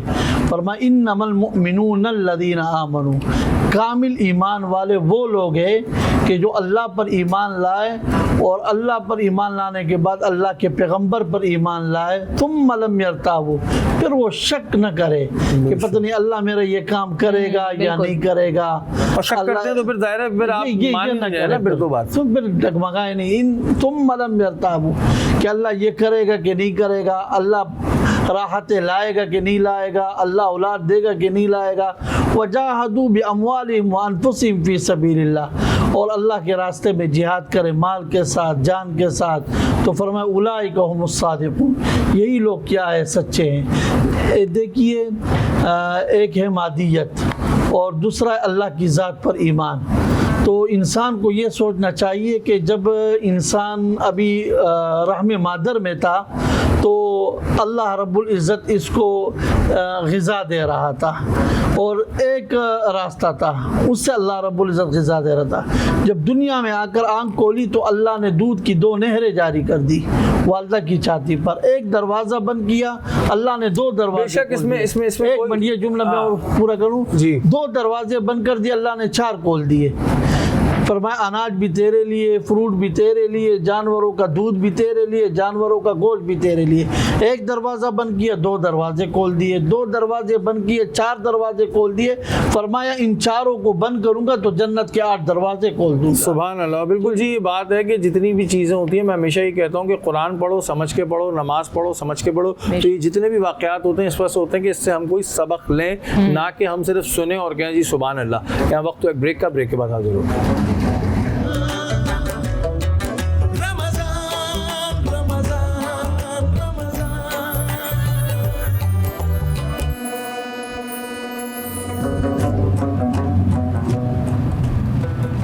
महारान रहमत आज न्यूज़ की इफ्तार ट्रांसमिशन में एक बार फिर आपको खुशामदीद कहते हैं। हमारा आज का मौजू ग़ज़वा बदर। मुफ्ती साहब, जैसे कि पहले मुफ्ती साहब ने बयान किया था, आपने भी किया था कि मुसलमानों की तादाद 313, साजो सामान भी कम, सवारियाँ भी कम, वहाँ पे तादाद 1000। ऐसे टाइम पे जो सिपह सालार होती है ना, अक्सर हम देखते हैं कि जब कभी जंग हो रही होती है तो सिपह सालार अपनी एक तकरीर करता है। तो रसूल करीम सल्लल्लाहु अलैहि वसल्लम ने किस तरह जो सहाबा किराम थे उनकी हौसला अफजाई की थी? आप सल्लल्लाहु अलैहि वसल्लम का एक मामूल रहा मक्के से लेकर के ग़ज़वा बदर तक भी, बल्कि पूरी ज़िंदगी यही रहा। मुसलमानों की क़ियादत करते वक़्त सहाबा किराम ने हुज़ूर अलैहिस्सलाम को इस हाल में देखा कि जब भी आप सल्लल्लाहु अलैहि वसल्लम किसी मुश्किल हालत में होते या कोई मुश्किल पेश आती तो सबसे पहले वो अल्लाह के दर पर सजदा करने हाजिर होते और अल्लाह के दर पे सजदा रेज़ होते। यानी कि असबाब की तरफ बाद में जाते, मुसब्बिबुल असबाब की तरफ पहले आप सल्लल्लाहु अलैहि वसल्लम जाते और अल्लाह के दर को पहले पकड़ते। और इसी वजह से मुसलमानों का, जो मुफ्ती साहब भी फरमा रहे थे, बात शायद मुकम्मल नहीं हो सकी कि ईमान क्यों कमज़ोर हुआ। हम असबाब से हम असबाब की तरफ चले जाते हैं लेकिन असबाब बनाने वाले की तरफ हमारा ध्यान नहीं होता। हम असबाब पे भरोसा कर लेते हैं जबकि हुक्म हमें है असबाब को इख्तियार करने का, लेकिन भरोसा रखना चाहिए हमें खालिक असबाब पे, मुसब्बिब असबाब के ऊपर। तो आप सल्लल्लाहु अलैहि वसल्लम ने सहाबा किराम की तरबियत भी ऐसी ही फरमाई थी। मक्के के अंदर जो उन पर मेहनत हुई और फिर ये जो साल सवा साल जो मदीने के अंदर सहाबा किराम पर आप सल्लल्लाहु अलैहि वसल्लम की मेहनत हुई, तो वो तो बड़े प्रैक्टिकल एक सिस्टम से गुजरे थे कि हर वक्त मुश्किल का ही सामना था उनको, और हर मुश्किल के वक्त में ही हुजूर सल्लल्लाहु अलैहि वसल्लम सबसे पहले ख़ुद उनके साथ खड़े रहे। अल्लाह के सामने अगर आप सल्लल्लाहु अलैहि वसल्लम गए तो सहाबा किराम को भी लेकर गए। खुद ऐसा नहीं था कि आप सल्लल्लाहु अलैहि वसल्लम अल्लाह के सामने झुके तो सहाबा नहीं, बल्कि सहाबा भी हुजूर सल्लल्लाहु अलैहि वसल्लम की अमली ज़िंदगी का एक नमूना थे। तो हुजूर सल्लल्लाहु अलैहि वसल्लम का यही हौसला होता था उनके लिए कि वो सबसे पहले तो उनके दरमियान मौजूद होते थे। अगर आप सल्लल्लाहु अलैहि वसल्लम कुछ भी ज़बान से ना फरमाते, लेकिन उनका वजूद अक़दस इतना बाबरकत था कि सहाबा किराम को सिर्फ ये पता चलता कि हुजूर मौजूद हैं तो यही उनकी तसल्ली के लिए काफ़ी हो जाता।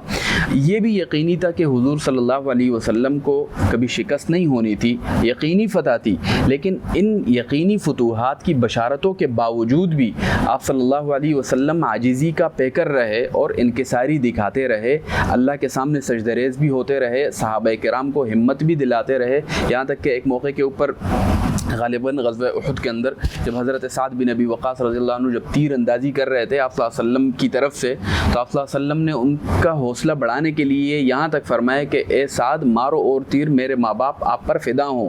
ये अल्फाज हुजूर सल्लल्लाहु अलैहि वसल्लम उस सहाबी के लिए कह रहे हैं, तो उस सहाबी का क्या हौसला बढ़ता है, एप्रिसिएशन कहते हैं जिसे आम ज़बान में।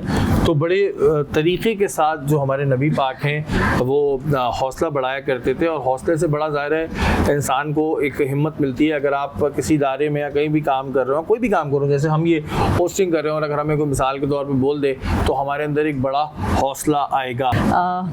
मुफ्ती साहब, मैं आपसे एक सवाल करना चाहूँगी, कुरान मजीद में ग़ज़वा बदर को यौमुल फुरक़ान क्यों कहा गया है? यौम फुरक़ान इसको इसलिए कहते हैं कि हक़ और बातिल का ये मार्का था, तो हक़ और बातिल की इस दिन जो है ना फ़र्क हुआ है, इस वजह से इसको यौमुल फुरक़ान कहा जाता है। ठीक हो गया, ठीक। एक तरफ हक़ है और दूसरी तरफ बातिल है, तो दोनों में फ़र्क जो है ना इसी दिन हो गया है ना, तो वो बातिल है, कुफ़ार जो है ना वो बातिल पर थे, और यहाँ पर नबी पाक सल्लल्लाहु अलैहि वसल्लम और आपके सहाबा हक़ पर थे।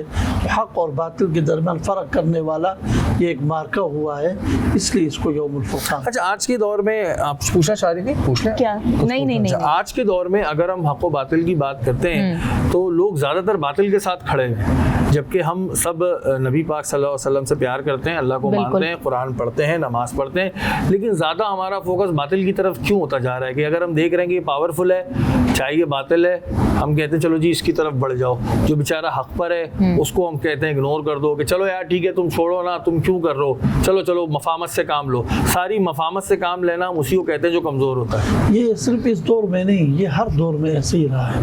यानी आप इसी बदर वाले मार्के में भी देखो ना, तो इस तरफ क्या थे, 313 थे, लेकिन अल्लाह ने तो दिखाया है ना, अब अल्लाह ने एक सबक दे दिया कि अल्लाह कहता है मुझसे मांगो। पूरे एक तारीख़ है मुसलमानों की तारीख़ ही, बदर में 313 थे, उहद में सिर्फ 700 मुसलमान थे, मुकाबले में 3000 कुफार थे। इसी तरह खंदक में जो है ना 3000 मर्दानी मुजाहिद थे, मुकाबले में 24000 कुफार थे। एक महाज तो ऐसा है शेरी भाई कि वहाँ पर एक तरफ सिर्फ 60 मुसलमान थे और 60 मुसलमानों के मुकाबले में 60,000 कुफार थे। एक शायर ने बयान किया, गज़ा सितून अल्फा वमा हादा तुवल्लु मुदबिरीना। सिर्फ 60 मुसलमानों ने 60,000 कुफार का मुकाबला किया, सिर्फ मुकाबला नहीं किया बल्कि 60 मुसलमानों ने 60,000 कुफार को शिकस्त दी। तो हर दौर में अक्सरियत तो ऐसे ही लोग, लेकिन देखें उसके बाद उस वक्त इस्लाम फैल रहा था ना, अब इस्लाम फैल गया है, ज़ाहिर है हर जगह मुसलमान है, सबको पता है सही क्या है गलत क्या है। अब अगर हम ऐसा कर रहे हैं तो फिर क्यों कर रहे हैं? जब हमारे लिए इतनी कुर्बानियाँ दी गई, हमारे लिए जो रसूल करीम सल्लल्लाहु अलैहि वसल्लम उनकी आल ने कुर्बानियाँ दी, वो सब हमें बताने के लिए दी थी।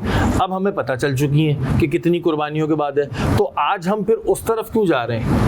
हक़ की तरफ क्यों नहीं आ पा रहे? हक़ की तरफ ना आने की वजह जो है ना, कुरान और सुन्नत से दूरी भी है। कुरान और सुन्नत से दीन की मालूमात नहीं है। मालूमात तो बहुत ज़्यादा है लेकिन अमल नहीं है। मालूमात तो आजकल इतनी ज़्यादा है, हर बंदे के पास मालूमात है, लेकिन दीन पर अमल नहीं है। मादियत पर यकीन ज़्यादा है और असबाब पर ज़्यादा यकीन है, मुसब्बिबुल असबाब अल्लाह की ज़ात पर यकीन नहीं है। हज़रत मूसा अलैहिस्सलाम जब जा रहे थे और फ़िरऔन और उसके लश्कर ने उनका पीछा किया, तो हज़रत मूसा अलैहिस्सलाम जा रहे हैं, बनी इसराइल के साथ, सारे बनी इसराइल वाले आपके साथ थे, तो आगे चले गए तो दरिया आ गया। अब पीछे उन्होंने देखा तो फ़िरऔन आ रहा है और उसका लश्कर आ रहा है। तो कुरान ने इस मंजर को बयान किया, फलम्मा तरा अल जमआन क़ाल अस्हाबु मूसा इन्ना लमुद्रकून। मूसा अलैहिस्सलाम के साथियों ने कहा आज तो हम पकड़े गए, आगे जाए तो कैसे जाए, दरिया की मौजें हैं, पीछे जाए तो फ़िरऔन और उसकी फ़ौजें हैं, तो आगे दरिया की मौजें, पीछे फ़िरऔन की फ़ौजें। मूसा अलैहिस्सलाम ने अकेले खड़े होकर कहा, कल्ला इन्ना माई रब्बी सयादीन, कि मेरा रब मेरे साथ है, वो इन मौजों और फ़ौजों के दरमियान में से रास्ता बना देगा। और फिर अल्लाह ने रास्ते बना दिए। तो हक़ पर चलने वाले हमेशा हर दौर में कम ही रहे हैं। यानी ऐसा नहीं हुआ है कि हक पर चलने वाले ज़्यादा हुए। अच्छा, अब आज के दौर में हम ऐसा ईमान कहाँ से लाएं मुफ्ती साहब? जो हमारा मसला आ रहा है, ज़ाहिर है जो ये बात कर रहे हैं बिल्कुल ठीक कर रहे हैं, इसमें कोई दो राय नहीं है कि हमें अल्लाह पे यकीन होना चाहिए। हम सब मुसलमान हैं, अल्हम्दुलिल्लाह हमारे कान में अजान दी गई जब हम पैदा हुए, लेकिन वो ईमान की ताकत क्यों नहीं आ पाती है? ये मैं अपने ऊपर भी रख के और ये जनरल सवाल है, पता है, ये सिर्फ आपका नहीं है, ये बहुत लोगों का सवाल है। और ये मैं अपने ऊपर भी रख के कह रहा हूँ कि वो ताकत हम में क्यों नहीं आ रही? शरीफ भाई, वो ताकत क्या वजह है, गलती कहाँ हो रही है हमसे?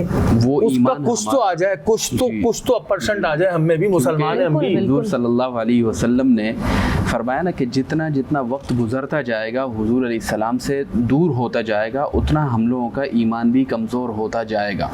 1450 साल हो गए तो हम 1450 साल बाद वाले लोग हैं, तो 1450 साल के बाद के लोगों का ईमान भी आज के ज़माने वाला ही होगा, उन तक नहीं। हाँ, लेकिन जहाँ पर कमज़ोरी हम लोगों के यहाँ है वो बुनियादी चीज़ यही है कि सही मालूमात का ना होना। मालूमात ज़रूर हैं लेकिन सही हैं या गलत हैं, फॉरवर्डेड मालूमात हैं हमारे पास, जो हमने सुन ली किसी से, बस वही है, ख़ुद कभी तहक़ीक़ नहीं की है कि आया ये सही है, मुस्तनद है या नहीं है, हम उसकी ऑथेंटिसिटी को नहीं देखते। फिर दूसरी चीज़ जो है मुफ्ती साहब ने फरमाया कि अमल का ना होना है, अमल में हम लोग कमज़ोर हैं। जबकि सबसे पहले वो कहते हैं ना कि सहाबा किराम में और हम में फ़र्क क्या है। सहाबा किराम को पता चलता था कि ये हुजूर की सुन्नत है तो फ़ौरन कर दौड़ते थे उस अमल को, और हमको पता चलता है कि यार ये सुन्नत है तो हम कहते हैं यार सुन्नत ये छोड़ दें इसको। तो हम सुन्नत समझ के छोड़ रहे होते हैं, वो सुन्नत समझ के कर रहे होते थे। यही फ़र्क है हमारी सोच में और उनकी सोच में। तो इसी वजह से हम लोग अमल करने के अंदर पीछे रह गए। जब हम अमल के अंदर पीछे रहेंगे तो अल्लाह तबारक व तआला के साथ हमारा ताल्लुक कमज़ोर ही होता रहेगा। अच्छा, आपने कहा मालूमात की कमी, एक चीज़ मैंने नोट की, अगर मैं गलत हूँ तो मेरी तस्हीह कीजिएगा, कि हम इस्लामी सवाल करते हुए निशिस्त के अलावा, ट्रांसमिशंस के अलावा, वैसे भी एक हमें डर लगता है कि भाई मुफ्ती साहब बुरा ना मान जाए, अलामा साहब बुरा ना मान जाए, ये हमें जज तो नहीं कर रहे कि हम पैंट शर्ट पहन के आए हैं। इसको थोड़ा क्लियर कीजिएगा, हमारे मुंह से कुछ ऐसा ना निकल जाए। हमें हमारे अंदर एक ये खौफ क्यों होता है? देखें, जो होना नहीं चाहिए। जी, हज़रत उमर रज़ियल्लाहु अन्हु का कौल है गालिबन के सवाल जो है यानी पूछना, ये निस्फ़ इल्म है।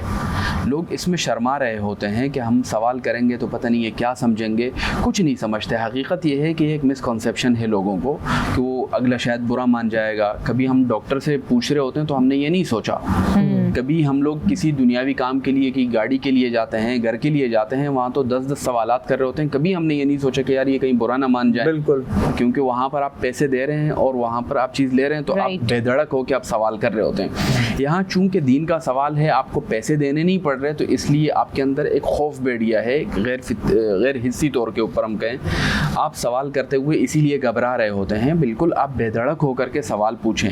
सवाल सही हो गलत हो ये ज़रूरी नहीं है कि आपका सवाल क्या है। सवाल करने वाला तो अपनी सोच के हिसाब से सही सवाल कर रहा होता है। अगर आपका सवाल गलत होगा तो आगे सवाल जिनसे किया जा रहा है वो आपके सवाल को भी दुरुस्त करेगा कि आपका ये सवाल सही नहीं है, असल सवाल ये होना चाहिए है।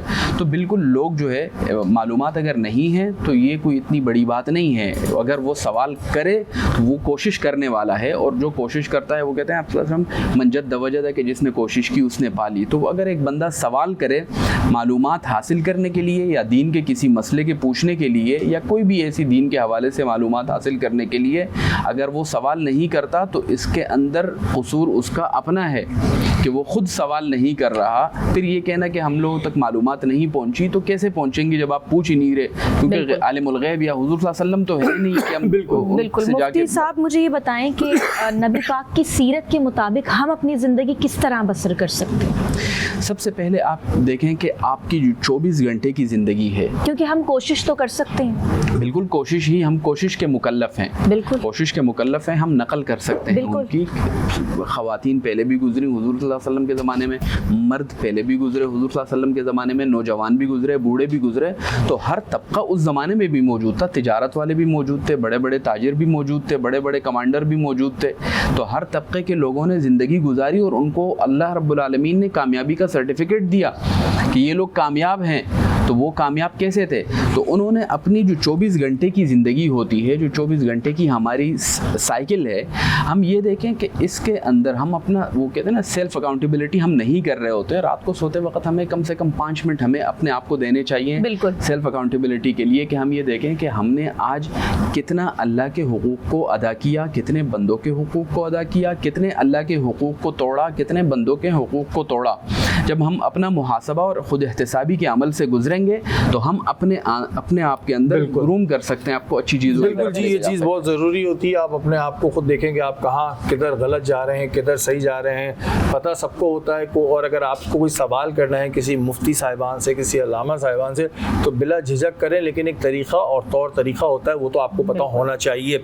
टाइम कम रह गया है, मैं चाहूँगा मुफ्ती साहब दुआ करा दें। टाइम बिल्कुल कम रह गया, तो ज़रा प्लीज़ दुआ की तरफ बढ़ते हैं। अल्लाहुम्मा इन्ना नस्अलुका बिअन्ना लकल हम्द ला इलाहा इल्ला अंत वहदका ला शरीका लक या बदिअ अस्समावाति वल अर्द या ज़ल जलालि वल इकराम या हय्यु या क़य्यूम इन्नी अस्अलुकल जन्नह व अऊज़ु बिका मिनन नार।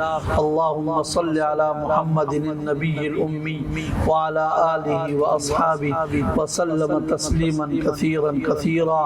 ए अल्लाह, हमारे गुनाहों को मुआफ़ फरमा, परवरदिगार हमारी गलतियाँ मुआफ़ फरमा। ए अल्लाह, हमारी लग़्ज़शें मुआफ़ फरमा।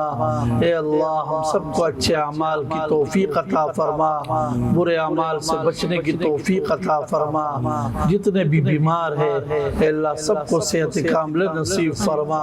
अल्लाह आलमी इस्लाम को इत्तिहाद और इत्तिफाक नसीब फरमा। अल्लाह हर किस्म की फ़िरक़वारियत से अल्लाह इस उम्मत मुस्लिमा की हिफाजत फरमा। अल्लाह इस पूरी उम्मत को एक होने की तौफ़ीक़ अता फरमा।